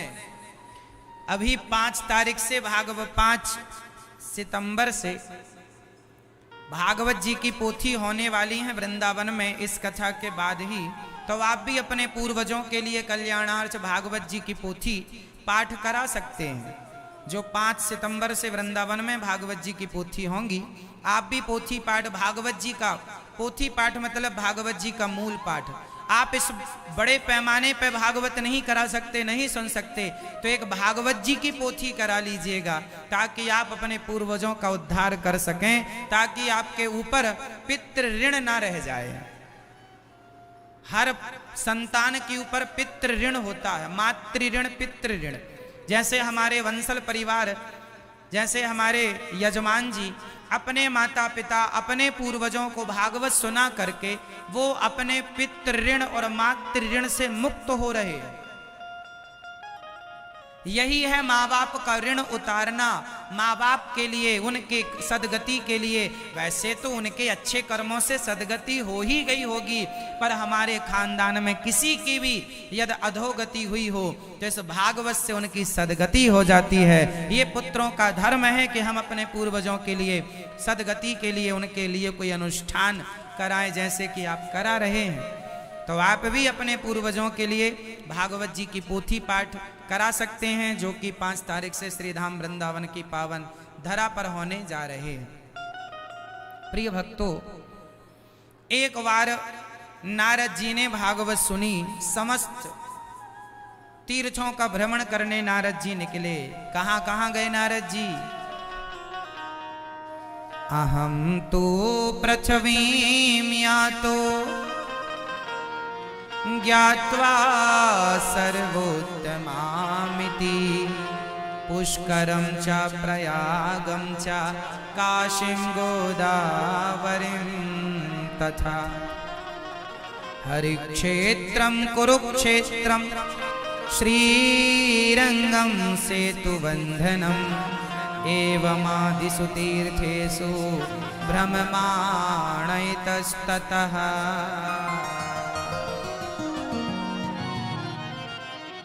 एक बार नारद जी समस्त तीर्थों में गए शांति पाने के लिए। कहीं शांति नहीं। कहां कहां गए? पुष्करम चा प्रयागम चा काशीं गोदावरीं तथा हरिक्षेत्रम कुरुक्षेत्रम श्रीरंगम सेतुबंधनम। सारे तीर्थों में नारद जी गए, पर ना पश्यम कुत्रमिच्छर्मः, कहीं शांति नहीं। शांति क्यों नहीं थी? नारद जी ने देखा आज कहीं तीर्थों में शांति नहीं, ना तो गृहस्थों के घर में शांति। आज गृहस्थों के घर में भी शांति नहीं है। आप लोगों के घर में शांति है कि नहीं? जिनके घर में शांति है वो हाथ उठा लें अपना। अच्छा, कम लोग उठा रहे हैं, मतलब कम लोगों के घर में शांति है। बाकियों के घर में क्या महाभारत चल रहा है? नारद जी कहते हैं तरुणी प्रभुतागे शाल को बुद्धिदायक। आजकल घर में नई नई बहुओं की चल रही है। अच्छा, अंबिकापुर में सासों की चलती है कि बहुओं की चलती है? मैं ये बताओ, यहां कौन अपनी चलाता है, बहू के सास? कौन? मैं ये बताओ, कोई तो बोलो। अच्छा, सास बगल में बैठी होगी इसलिए बहुएं बोल नहीं पा रही हैं। सास बगल में बैठी हैं। किसी के घर में बहू की चल रही है और किसी के घर में सास की। कुछ सासें तो ऐसी हैं सांस भी नहीं लेने दे रही हैं बहुओं को। तो किसी के घर में सास, किसी के घर में बहू, यही चल रहा है। किसी के घर में ये झगड़ा, किसी के घर में। नारद जी कहते हैं तरुणी प्रभुता गे है। आजकल घर में नई नई बहुओं की चलने लगी। बहुओं ने बड़ा अत्याचार किया है। कुछ बहुएं, हम सारी बहुओं को नहीं कह रहे हैं, क्षमा कीजिएगा। कुछ बहुएं इतनी अत्याचार कर रही हैं अपनी सासों के ऊपर कि आप सुनेंगे तो दंग रह जाएंगे। आजकल बहुएं शर्त क्या रख देती हैं अपने पति से, सुनो जी, या तो अपनी मां को रखो या हमें रखो। तो कुछ पुरुष भी होते हैं पत्नी लंपट, वो अपनी पत्नी को रखते हैं, मां को घर से निकाल देते हैं। ऐसी कितनी वृद्ध माताएं हैं जिनके उन अपनी खुद के बच्चों ने घर से निकाल दिया, तो वो गौरी गोपाल वृद्धाश्रम में रहती हैं। ये दास अनिरुद्ध आप लोगों की एक माँ होती है, ये दास अनिरुद्ध की 250 माताएं हैं। गौरी गोपाल वृद्धाश्रम में 250 माताएं हैं जिनकी चरणों की सेवा ये दास अनिरुद्ध अपने हाथ से करता है। जब हम यहाँ आने लगे ना कथा सुनाने आपके यहाँ, तो हमारी माताएं रोने लगी, बेटा कब आओगे? हमने कहा माँ जल्दी ही आएंगे। हमारी माताएं रोने लग जाती हैं, कब आओगे? आजकल के बेटे इतने निर्दयी हो गए हैं। अभी कुछ दिन पहले हमारी वृद्धाश्रम में रहने वाली एक माँ भगवत धाम को चली गई थी, भगवान के यहाँ चली गई, उनकी मृत्यु हो गई। तो उनके बेटों को फोन लगाया था हम लोगों ने कि आपकी माँ भगवान के घर चली गई हैं, आप आ जाइए, अपनी माँ का अंतिम दर्शन कर लीजिए। तो बच्चों ने, बेटे ने कह दिया हम बिजी हैं, नहीं आएंगे। माँ मर गई तो भी बेटे नहीं आए। तब ये दास अनिरुद्ध ने ही माँ को कंधा दिया था और माँ की सारी अंतिम क्रिया की, और माँ की फिर तेरही भी हुई। तो ये दास अनिरुद्ध, आजकल की औलादें ऐसी हैं, देखिए ना, जो अपने माँ के मरने पर भी नहीं आए कि माँ से अंतिम दर्शन कराएं, चलो माँ की चिता में आग लगाने तो चले जाएं। नहीं आए, कोई नहीं आया। तो ऐसी बूढ़ी माताओं की सेवा ये दास अनिरुद्ध करता है। हम बाहर कथा सुनाने कम ही जाते हैं। क्यों? क्योंकि हमारी माताएं हैं ना, कब किस माँ को क्या हो जाए, पुत्र धर्म जो लिया है उसे पूरा करना है, इसलिए माँओं की सेवा करनी है। हमारी सारी माताएं कहती हैं बेटा जब हम जाएं भगवान के यहाँ तो तुम ही कंधा देना। तो हम बाहर भागवत सुनाने कम जाते हैं कि हम बाहर चले गए और हमारी कोई बूढ़ी माँ भगवत धाम को चली गई तो माँ को दिया हुआ वचन अधूरा रह जाएगा, इसलिए हम कथा सुनाने बाहर कम जाते हैं। सालों में कभी कभी बाहर कथा, अब आपका आग्रह था इसलिए आए हैं आपके पावन सी धरा पर। नहीं तो आपने देखा होगा हम अधिक कथाएं वृंदावन ही करते हैं, हम बाहर जाते ही नहीं। क्यों नहीं जाते?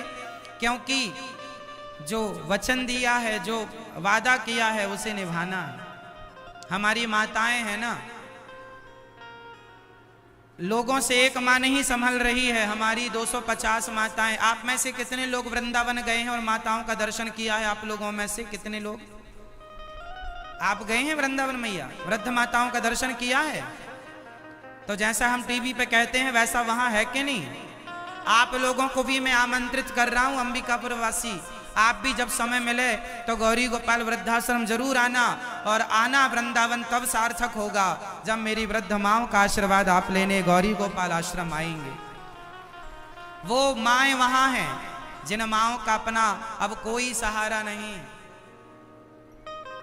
बहुओं ने कह दिया अपने पतियों से कि या तो माँ को रखो या हमें रखो, तो बेटों ने माँ को निकाल दिया। अब वो निकाली हुई माएँ कहाँ गौरी गोपाल वृद्धाश्रम में रहती हैं। तो ऐसी बहुओं से मैं हाथ जोड़ता हूँ, आप अपने पति से ये ना कहा करो कि अपनी माँ को रखो या हमें रखो। अरे भाई, सास आपकी है, माँ आपकी है, आप सेवा नहीं करेंगे कौन करेगा? ये जिम्मेदारी आप नहीं निभाएंगे कौन निभाएगा? अरे बहू और बेटे की जिम्मेदारी ना सही, एक इंसान हो के इंसानियत की जिम्मेदारी तो निभाओ। ये दास अनिरुद्ध, मेरी वो माएँ जो माताएं गौरी गोपाल वृद्धाश्रम में रहती हैं, वो माएँ उन्होंने मुझे जन्म थोड़ी दिया है, मैं भी तो इंसानियत का धर्म ही निभा रहा हूं। यदि मैं निभा सकता हूं तो आप क्यों नहीं?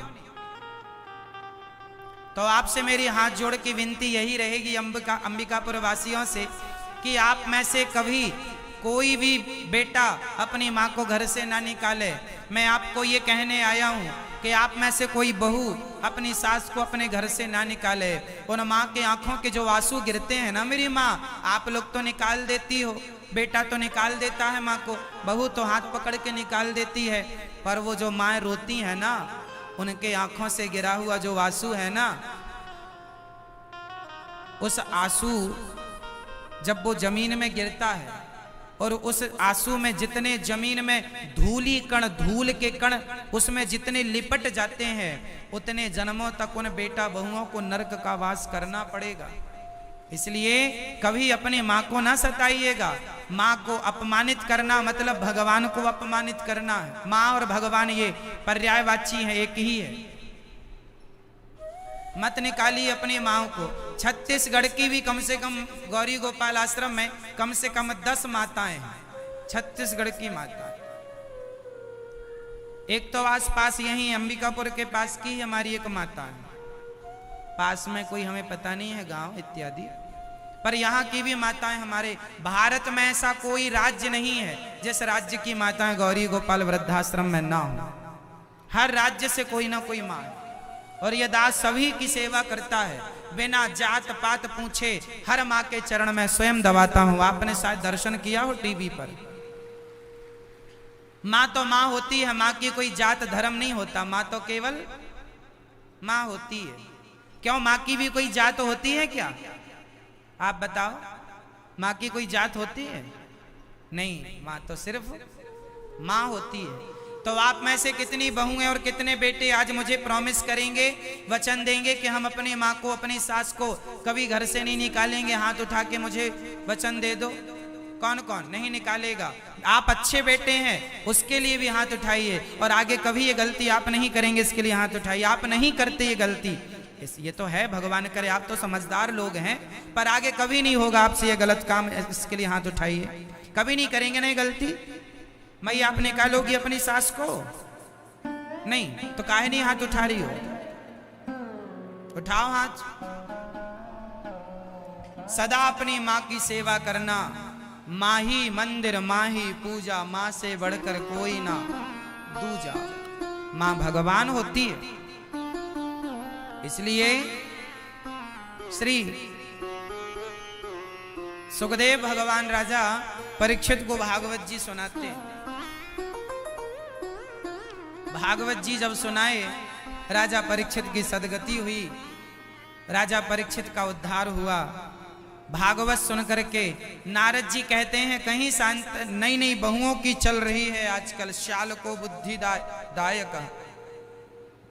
आजकल सलाहकार, आजकल का बेटा ना अपनी माँ की नहीं सुनता, अपने पिता की नहीं सुनता, अपने गुरुजी की नहीं सुनता, वो दोस्तों यारों की सुनता है और गलत रास्ते पर जाकर के अपना नाश कर लेता है। इसलिए आपसे निवेदन करूंगा, आप कभी भी अपने माँ की बातों को इग्नोर ना किया करें। सदा माँ की सुनो, पिता की सुनो, गुरु की सुनो, अच्छी बातें सुनो और अच्छे रास्ते पर चलो। ये पूरी दुनिया में जितने 135 करोड़ लोग रहते हैं पूरे हमारे भारत में, 140 करोड़ होंगे और क्या, 140 करोड़ लोग रहते हैं मेरे भारत में। पूरी जनसंख्या भारत की 135 करोड़ है, 135 या 140। अभी जो नई जनगणना आएगी उसमें 140 या 150 भी हो सकता है, पर अभी जो पुरानी जनगणना है वो 135 की है, पर 140 हो चुकी है।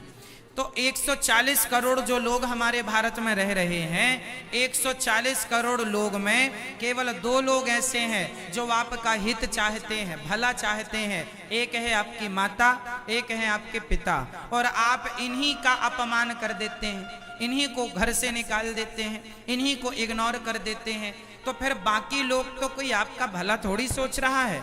हर आदमी अपने स्वार्थ में लगा हुआ है। वो किस प्रकार से तुम्हें ठग लें, किस प्रकार तुम्हें लूट लें, किस प्रकार तुम्हारा शोषण कर लें, वो तो ये सब चाह रहे हैं। इसलिए संसार में जरा बच के रहने का काम है। आज के समय में सब पर जल्दी विश्वास करना ठीक नहीं होगा। आजकल के जो लड़के जो गलत रास्ते पर चले जाते हैं वो इसलिए कि आपने गलत आदमी पर विश्वास कर लिया। आपने किस पर विश्वास कर लिया?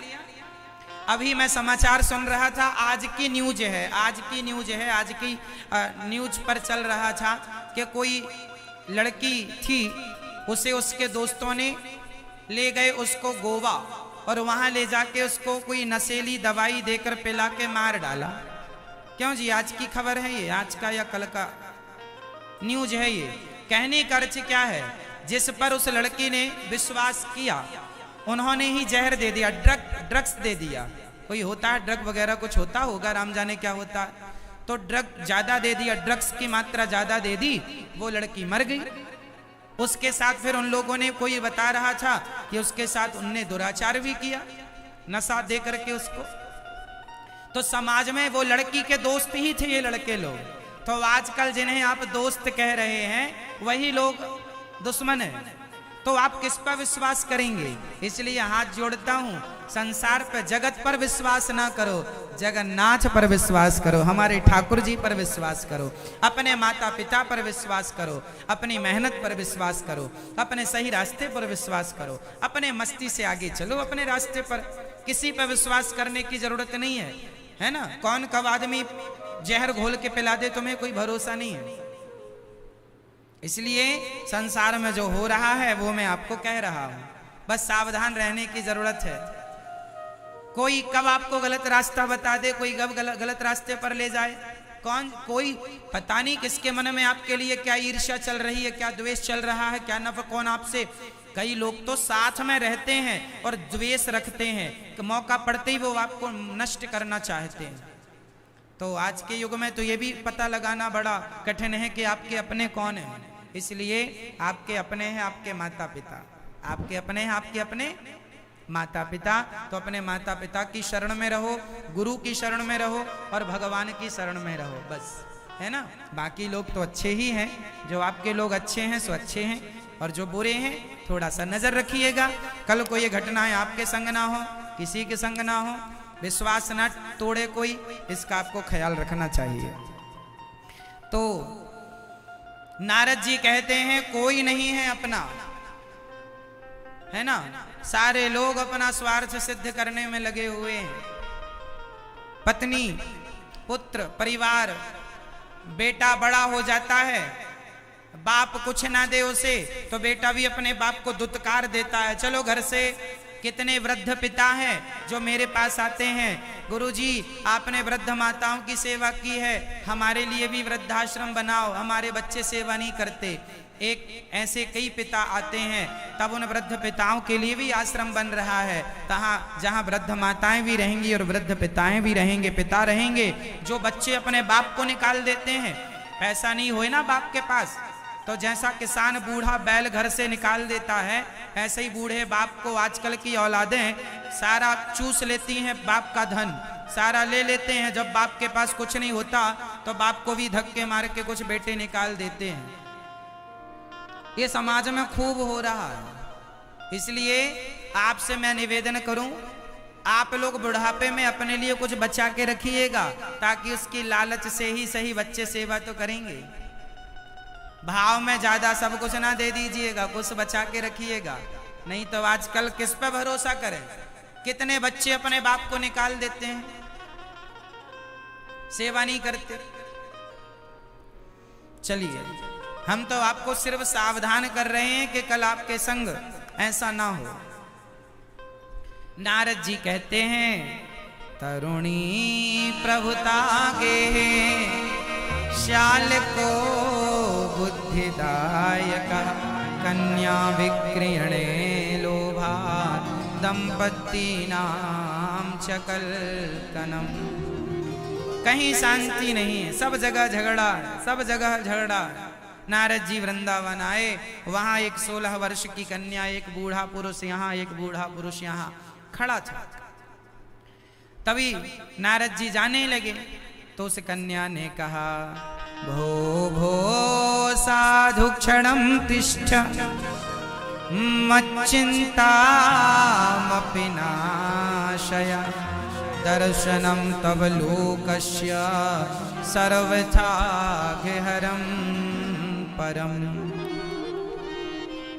भो भो, कहाँ जा रहे हैं, कहाँ जा रहे हैं, कहाँ जा रहे हैं? नारद जी के चरणों में गिर पड़ी भक्ति महारानी, महाराज मेरा दुख दूर कर दीजिए। क्या दुख है? महाराज जब से कलयुग आया है मेरे बच्चे बूढ़े हो गए। ये कलयुग जब से आया ना तो ज्ञान वैराग्य मूर्छित हो गए। ज्ञान किसी को नहीं चाहिए आजकल, ज्ञान वैराग्य किसको चाहिए? आज ज्ञान वैराग्य मूर्छित पड़े हैं, ज्ञान से किसी को मतलब नहीं है, वैराग्य किसी को होते ही नहीं है। आप लोगों से कहते हैं कि महीने में एक बार, 2-4 महीने में एक बार वृंदावन आया करो, बिहारी जी का दर्शन किया करो, गिरिराज जी की वृंदावन की परिक्रमा लगाया करो। लेकिन आप लोग इतने व्यस्त हैं संसार में कि 6 महीने में भी आपके पास 2-4 दिन का समय नहीं निकलता, साल में एक बार भी आपके पास समय नहीं निकलता। इतनी भी व्यस्तता क्या है? इसी व्यस्त जीवन में एक दिन मर जाओगे। इसलिए कहता हूँ समय निकाल के कभी अपनी आंखों से बिहारी जी का दर्शन कर लो, कभी बिहारी जी का दर्शन करके वृंदावन की परिक्रमा लगाओ, गोवर्धन जी की, गिरिराज जी की परिक्रमा लगाओ, आया करो। जो गोवर्धन जी का एक चक्कर लगा लेते हैं, जो वृंदावन का एक चक्कर लगा लेते हैं, वो 84 के चक्कर से बच जाते हैं। इसलिए एक चक्कर मतलब परिक्रमा। वृंदावन में ना गिरिराज जी का, वृंदावन का लोग दंडवती परिक्रमा भी लगाते हैं, लेट लेट करके। जानते हैं लेट के परिक्रमा क्यों लगाते हैं? कहते हैं जो गिरिराज जी की, वृंदावन की लेट कर परिक्रमा, दंडवती परिक्रमा कहते हैं। दंडवत होके लेट लेट के परिक्रमा लगाना। कहते हैं जो लेट लेट के परिक्रमा लगाते हैं ना, वो रेंगने वाली योनियों से मुक्त हो जाते हैं। जितनी भी 84 लाख योनियों में रेंगने वाली योनियां हैं, जैसे सांप है रेंगने वाला है ना, सांप जैसे, और भी जो रेंग रेंग के चलते हैं, कैचुआ है इत्यादि बहुत सारे हैं, आप समझें, जो जमीन पर रेंग रेंग के चलते हैं, घिसट घिसट कर। जितने जैसे कछुआ है वो भी घिसटता है, मगरमच्छ है वो भी जमीन में घिसटता ही रहता है। ये जो जमीन में घिसटने वाले योनियां हैं जितनी भी, कहते हैं जो भगवान के चरणों में घिसट घिसट के परिक्रमा लगा लेता है, वह इन घिसटने वाली योनियों से सदा सदा के लिए मुक्त हो जाता है। इसलिए लोग दंडवती परिक्रमा भी लगाते हैं, गिरिराज जी की और वृंदावन की, कामतानाथ जी की भी लगाते हैं चित्रकूट में। सभी जगह की परिक्रमाएं जहां दंडवती लगती हैं वहां का अर्थ यही होता है कि हम रेंग रेंग के, इसलिए कि ठाकुर जी इस योनि में मत डाल देना कि हमें रेंग रेंग के चलना पड़े। सदा आपकी जहां भी भेजना, जिस योनि में भेजना, अपना दास बना करके भेजना, अपना भक्त बना करके भेजना। ये भाव होता है भक्तों का। ठीक है मैया, तो समय निकाला करोगी ना? समय तो देखो आप लोगों के पास है नहीं, समय किसी के पास होता नहीं है, पर कभी कभी निकाला करो और आया करो वृंदावन। बिहारी जी का दर्शन किया करो, राधा रमण जी का, राधा वल्लभ जी का, निधिवन का, सेवा कुंज का। वृंदावन तो प्रत्यक्ष भगवान का पावन शरीर है, प्रत्यक्ष रूप से ठाकुर जी ही वृंदावन के रूप में विराजमान है। जब भक्ति महारानी बोली कि ज्ञान वैराग्य का कोई, कलयुग में जरा भक्ति ठीक ठाक है, ज्ञान वैराग्य की हालत, तब नारद जी ने वेद वेदांत घोषिष्ठा गीता पाठिर मुहुर मुहु, खूब वेद वेदांत गीता इत्यादि सुनाई। पर ना पश्यम कुत्र मिच्छर्म मनः संतोष कार्यक्रम, कोई लाभ नहीं मिला। तब आकाशवाणी हुई, सत्कर्म करो। नारद जी सत्कर्म की खोज पर निकले और वहां पर सनकादियों ने नारद जी से कहा, भागवत की कथा सुनने से भक्ति ज्ञान वैराग्य का दुख दूर होगा। जो भागवत भक्ति ज्ञान वैराग्य का दुख दूर कर सकती हैं, वो भागवत जी हमारा और आपका भी दुख जरूर दूर करेंगी। इसलिए भागवत ही इस कली काल में दुख दूर करने वाली हैं, और दूसरा कोई नहीं। जो भागवत की शरण में है परम सुखी है, परम आनंदमय है। इसलिए समय निकाला करो मेरी माँ, दादाजी, भैया जी, खूब आनंद से भजन किया करो। ठीक है, अब नारद जी बोले भागवत सुनने से कैसे दुख दूर हो जाएगा, हमने तो गीता वेद पुराण सुनाए।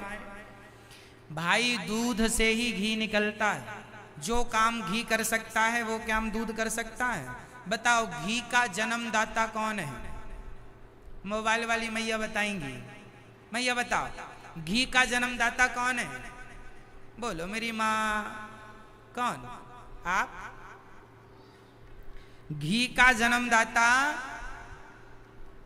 दूध, दूध से दही, दही का मंथन हुआ, फिर मक्खन, मक्खन से घी। तो घी का जन्मदाता है दूध। जो काम घी कर सकता है, क्या वो काम दूध कर सकता है? देखो घी दूध से ही निकलता है, पर घी ज्यादा पावरफुल होता है दूध से। घी से दीपक जला लीजिए, आप दूध से दीपक नहीं जला सकते, जबकि दूध से ही घी निकलता है। उसी प्रकार जैसे दूध का सार घी है, ऐसे सभी वेद पुराणों का सार श्रीमद् भागवत है। सर्व वेद इतिहासानाम सारम सारम समुद्रतम। जो भागवत सुन लेता है, चारों वेद सुन लेना, 18 पुराण सुन लेने का जो पुण्य है, 17 पुराण सुन लेने का जो पुण्य है, वह भागवत श्रवण करने मात्र से आप प्राप्त कर लेते हैं। कुछ ना सुन पाए तो भागवत श्रवण कीजिए, भागवत में ही सब कुछ है। सर्व वेद इतिहासानाम, सारे वेद पुराणों का सार सार भागवत जी में है। श्री नारद जी महाराज ने कहा ठीक है सुनाइए। हरिद्वार की पावन धरती पर भागवत शुरू हुई। सदा सेव्या श्रीमद् भागवती कथा, यस्यः श्रवण मात्रेण हरिश्चित्तं समाश्रये। भागवत कितनी बार सुननी चाहिए? बार बार। राम राम रटते रहो जब तक घट में प्राण, कभी तो दीन दयाल के भनक पड़ेगी कान। भगवान का नाम कितना जपें? जब तक प्राण है तब तक जप लो, मरने के बाद तो फिर और ही लोग कहेंगे कि राम नाम सत्य है, आप तो कह ना पाएंगे। जब तक कह सको तो कह लो। मैया नहीं छूट रहा है मोबाइल आपसे, है ना? तो आप जितना राम नाम जप सको तो जप लो। अंत में फिर लोग ही जपेंगे राम नाम सत्य है। आप जप रहे हैं, जप लीजिए। चलिए, श्री सूत जी महाराज कहते हैं कि जब नारद जी ने भागवत सुनी तो भक्ति महारानी प्रकट हो गई। भक्ति सुतौ तौ तरुणौ गृहीत्वा प्रेमैक रूपा सहसा विरासी। श्री कृष्ण गोविंद हरे मुरारी, नाथेति नामानि मुहुर्वदन्ति। भक्ति महारानी ताता थैया करके प्रकट हो गई और नाचने लगी। मेरा भागवत सुनते ही सारा दुख दूर हो गया। अच्छा, हाँ। फिर नारद जी ने सवाल किया, महाराज ये हमें बताओ कि कोई पुण्यात्मा व्यक्ति भागवत सुने तो क्या उसका भी कल्याण हो जाएगा? हाँ। कोई पापी सुने तो? हाँ। कितना भी बड़ा पापी हो, जो भागवत सुनेगा उसका उद्धार जरूर होगा। कितना भी बड़ा पापी हो, भागवत सुन के तर जाएगा। कोई पापी तरा? हाँ। नाम है धुंधकारी, नाम है धुंधकारी। धुंधकारी नाम का एक पापी भागवत सुन के तर गया। अच्छा, हाँ। ये धुंधकारी की क्या कथा है सुनो। एक पंडित जी थे, नाम था आत्मदेव। आत्मदेवः पुरे तस्मिन् सर्ववेद विशारदः आत्मदेव नाम के एक पंडित जी थे, उनकी पत्नी का नाम था श्रीमती धुंधली देवी। आत्मदेव जी के कोई संतान नहीं थी, बहुत यज्ञ जप तप पूजा पाठ किया पर कोई बेटा हुआ नहीं। अच्छा, जिनको बेटा नहीं होता ना, ये दुनिया वाले जीने नहीं देते उसको। जिस महिला के बेटा ना होए ना, तो दुनिया वाले पड़ोसन बड़ा ताना मारती है, अरे तुम्हारे तो बेटा नहीं है, तुम्हारे बहू के तो बेटा नहीं है। तो आप लोग कह दिया करो, तुम्हारी बहू के तो बेटा है, तो तुमने कौन सा गढ़ जीत लिया। अरे बेटा बेटा के चक्कर में लोग पड़े रहते हैं। आप मुझे ये बताओ कि बेटा चाहिए क्यों? क्या करेंगे आप बेटे का? हैं तो बेटे, गौरी गोपाल वृद्धाश्रम में हमारी माताएं हैं, किसी के 2 बेटे हैं, किसी के 3, किसी के 4, किसी के 5, किसी के 6 बेटे हैं, लेकिन माएं आश्रम में रहती हैं, एक गिलास पानी खुद की औलाद ने नहीं दिया। हैं तो 6 बच्चे पैदा हैं, लेकिन इसलिए बेटे तुम 10 पैदा कर लो, इनसे कल्याण नहीं है। इसलिए बेटा भगवान दे दें तो रखो, और ना दें तो जो भगवान की मर्जी उसमें खुश रहो। रोना ही है तो बेटे के लिए ना रोया करो, जैसे मीराबाई भगवान के लिए रोती है, आप भी भगवान के लिए रोया करो। हे प्रभु, अपना दर्शन कब दोगे? बेटा कब दोगे? बेटा कब दोगे? नहीं, भगवान आप कब मिलोगे? यहाँ भगवान को पाने आए हैं, बच्चे पाने नहीं आए। बच्चे तो कुत्ता बिल्लियों के भी हो जाते हैं, क्यों होते हैं कि नहीं? बच्चे तो कुत्ता बिल्ली के भी बहुत सारे होते हैं। आपका उद्देश्य पुत्र को पाना नहीं, हमारा उद्देश्य भगवान को पाना। इसलिए बेटा बेटा के चक्कर में ना पड़ा करो। बेटे लोगों को इसलिए चाहिए होते हैं क्योंकि सबको देखते हैं ना, अरे उनके बेटा हो गया, उनके, हमारा भी होना चाहिए। आप लोगों को ये लगता है उसके हो गया तो हमारा भी होना चाहिए। अरे काहे चक्कर में पड़ती हो? दे दें भगवान तो स्वीकार करो, नहीं दें प्रसन्न रहा करो। मीराबाई के कोई बेटा था क्या? बताओ, मीरा के कोई बेटा था मैया? था तो नाम बताओ। मैया जी आप बताओ, मीराबाई का कोई बेटा था? कोई बेटा नहीं था। मीरा के कोई संतान नहीं थी, वो रोती थी तो भगवान के लिए, और हम लोग रोते हैं संसार के लिए। इसलिए बेटों के लिए ना रोया करो, भगवान के लिए रोया करो। एक सज्जन से हमने पूछा, तुम्हें बेटा क्यों चाहिए? अरे महाराज जी, जब हम मरेंगे तो हमें कौन जलाएगा? हमने कहा इसके लिए बेटा चाहिए। बोला हाँ। हमने कहा चिंता ना कर, आजकल तो मशीनें आ गई, एक तरफ से आदमी डालो, दूसरी तरफ से हाथों हाथ राख निकल आती है। आजकल तो बेटों की जरूरत ही नहीं है, मशीनों से आदमी जल जाते हैं। हाँ या ना? बेटा दे दें भगवान तो अच्छा है, नहीं दें तो भी खुश। मीराबाई का कोई बेटा नहीं था, स्वामी विवेकानंद जी के कोई बेटा नहीं था, तुलसीदास जी के कोई बेटा नहीं था तो नाम बताओ। इन लोगों ने अपनी भक्ति के बल पर अपना कल्याण कर लिया है। बेटों के भरोसे नहीं बैठे रहे कि बेटा आएगा फिर काम करेगा कल्याण होगा। बेटा क्या करेगा? आप कर लीजिए ना।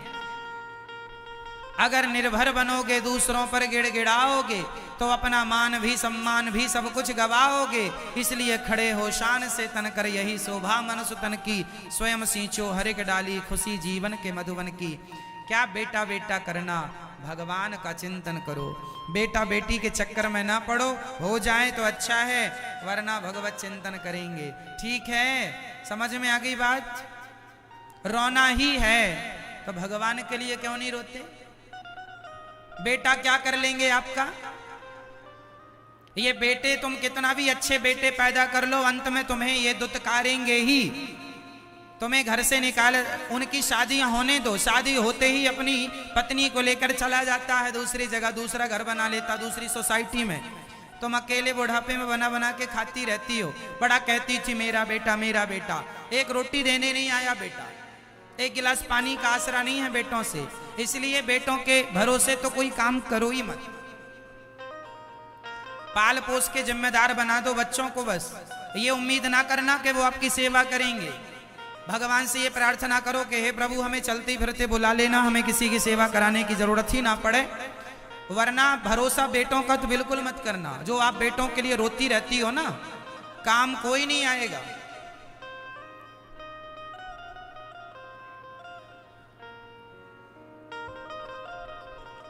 अब कोई पापी व्यक्ति भागवत से तरेगा क्या? आचमदेव जी के संतान नहीं थी, संत जी जंगल में गए मरने के लिए, संत जी ने फल दिया, फल अपनी पत्नी को खिलाया, पत्नी ने खाया नहीं, गाय को खिलाया, तो गाय को गौकर्ण जी नाम का एक बेटा पैदा हुआ, गाय को बच्चा हो गया, नाम गौकर्ण, और बहन को दे दिया पैसा, तो बहन के बेटे को धुंधली ने खरीद लिया, जिसका नाम रखा धुंधकारी।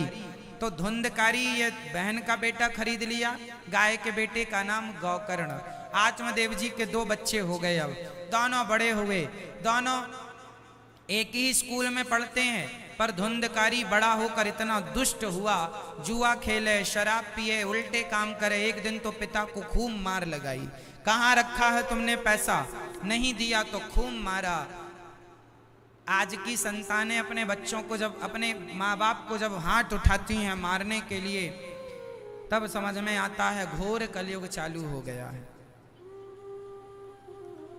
गौकर्ण जी ने जब देखा कि पिताजी रो रहे हैं, मार लगाई ना बेटे ने, तब गौकर्ण जी ने समझाया, देहे स्थिमांस रुधिरे विमतिं त्यजत्वं जाया सुता दिशु सदा ममतां विमुञ्च पश्यानिशं जगदिदं क्षणभङ्गनिष्ठं वैराग्यरागरसिको भवभक्तिनिष्ठः।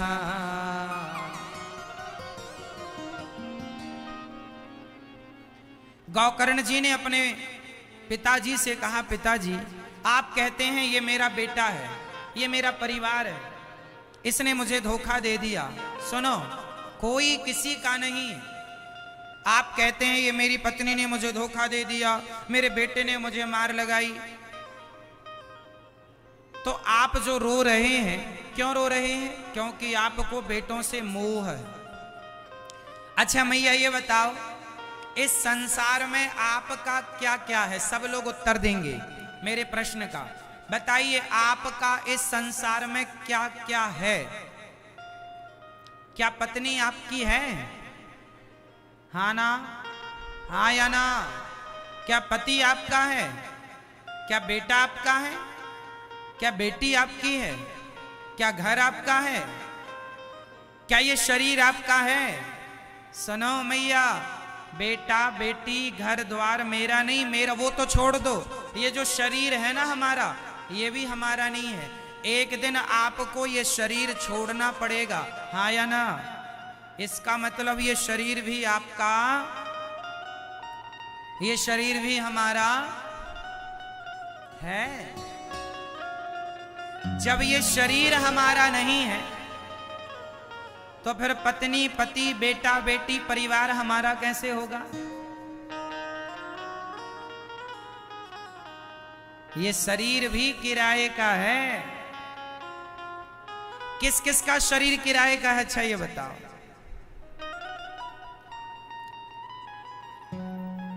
हाँ?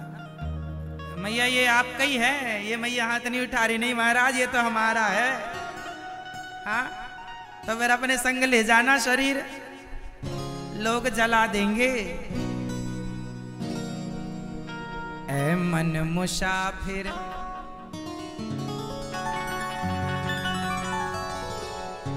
ऐ मन मुसाफिर निकलना पड़ेगा, ये काया कुटी घर खाली करना पड़ेगा। भाड़ के क्वार्टर को क्या तू संभाले, जिस दिन तेरे घर का मालिक निकाले, आएगा नोटिस जमानत न होगी, गर तेरे पल्लू अमानत न होगी। होकर कैद तुझे जाना पड़ेगा, काया कुटी घर खाली करना पड़ेगा। ये शरीर भी हमारा एक दिन साथ छोड़ देता है। जब ये हमारा ना हो सका तो हम किस पर दावा ठोकें कि ये मेरा है। अज्ञानवश लोग कहते हैं मेरा है मेरा है। ये जिंदगी एक किराए का घर है, ये जिंदगी एक किराए का घर है, एक ना एक दिन बदलना पड़ेगा। मौत जब तुमको आवाज देगी, घर से बाहर निकलना पड़ेगा। उठा लो दोनों हाथ मस्ती के संग।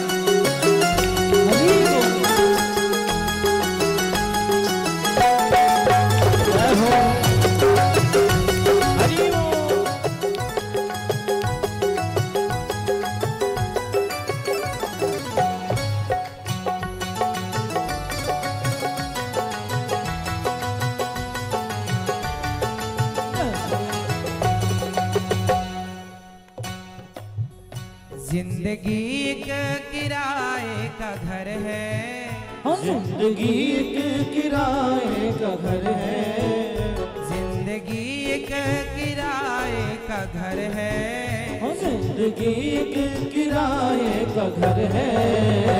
एक ना एक दिन बदलना पड़ेगा पड़ेगा, एक ना एक दिन बदलना पड़ेगा।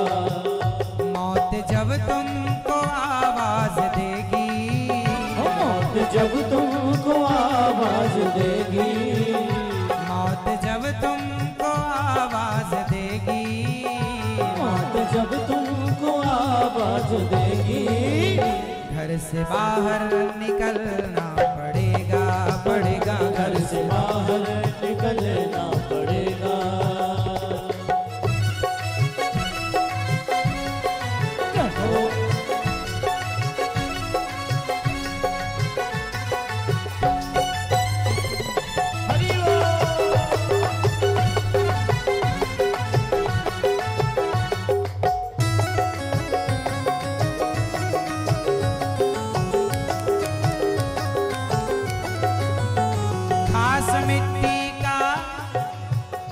खास मिट्टी का हर इंसान है, बाद मरने के होना यही है।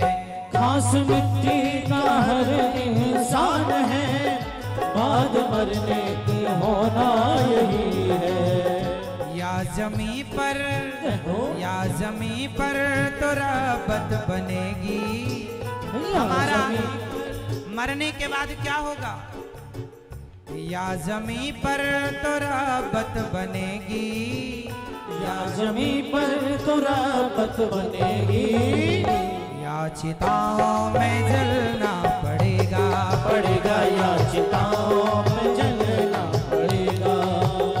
जिंदगी एक किराए का घर है, जिंदगी एक किराए का घर है, एक ना एक दिन बदलना पड़ेगा पड़ेगा, एक ना एक दिन बदलना पड़ेगा।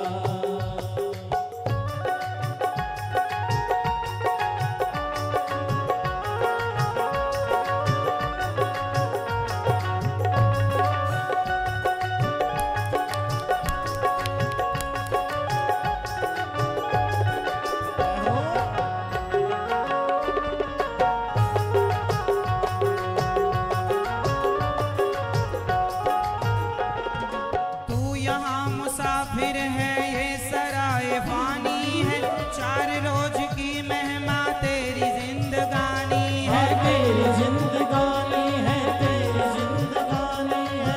धन जमी जर जेवर कुछ न साथ जाएगा, खाली हाथ आया है खाली हाथ जाएगा, खाली हाथ जाएगा, खाली हाथ जाएगा। जान कर भी अनजाना बन रहा है दीवाने, अपनी उम्र ए पानी तन रहा है दीवाने, तन रहा है दीवाने, तन रहा है दीवाने। किस कदर तू खोया है इस जहां के मेले में, तू प्रभु को भूला है पढ़ के इस झमेले में। मैं पढ़ के इस झमेले में, पढ़ के इस झमेले में।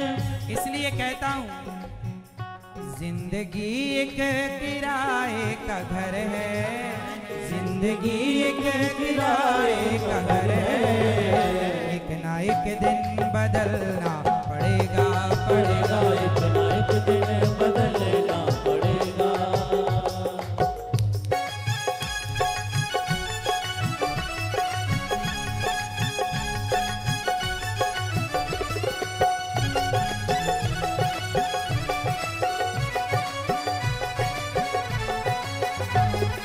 जय हो हरि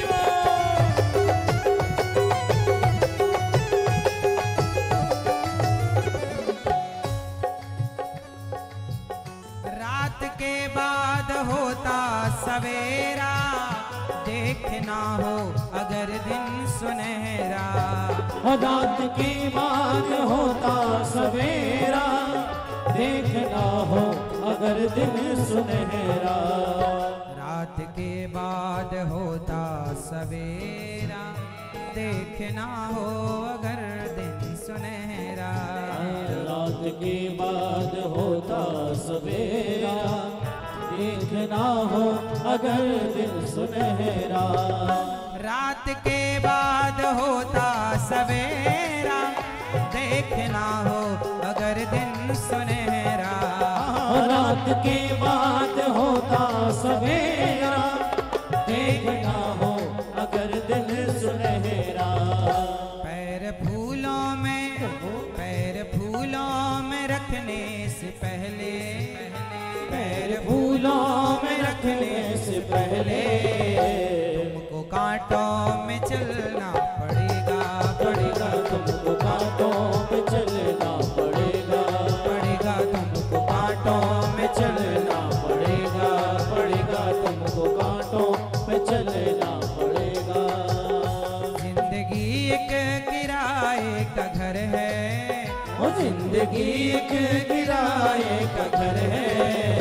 एक ना एक दिन बदलना पड़ेगा, पड़ेगा एक ना एक दिन बदलना पड़ेगा।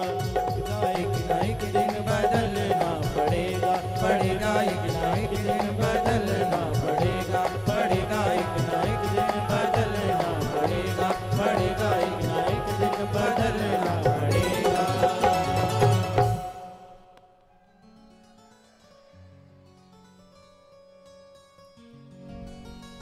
किस कदर तू खोया है इस जहां के मेले में, तू प्रभु को भूला है पढ़ के इस झमेले में। आज तक ये देखा है पाने वाला खोता है, जिंदगी को जो समझा जिंदगी पर रोता है। मिटने वाली दुनिया का एतवार करता है, क्या समझ के तू आखिर इससे प्यार करता है। मौत ने जमाने को क्या समा सिखा डाला, कैसे कैसे लोगों को खाक में मिला डाला।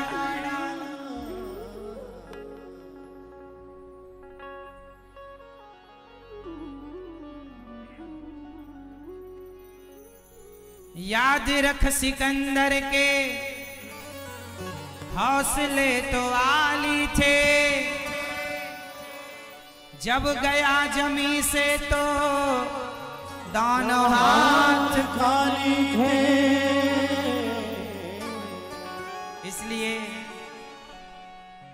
ये जिंदगी एक किराए का घर है,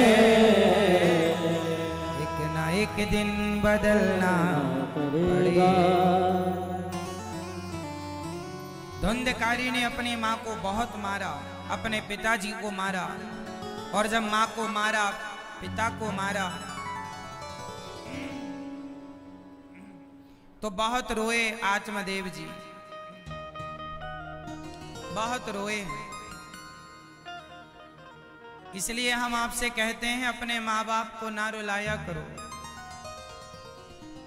आप तो किसी का दिल दुखा देते हैं और दिल दुखाकर कड़वा बोलकर बिस्तर पर जाकर सो जाते हैं।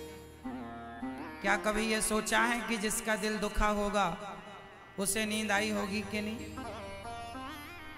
इसलिए किसी का दिल ना दुखाया करो।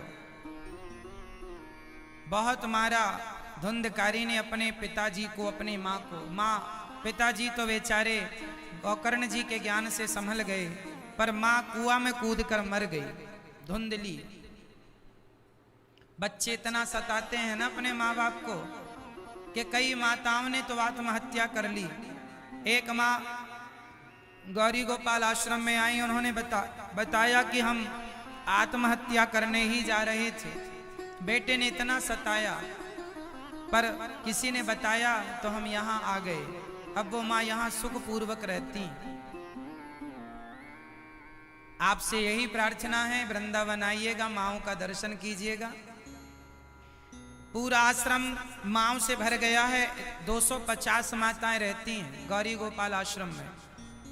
एक बड़ा आश्रम सामने बनने जा रहा है जहाँ 1000 माताएं रहेंगी। रोज कोई ना कोई माँ आती है ना।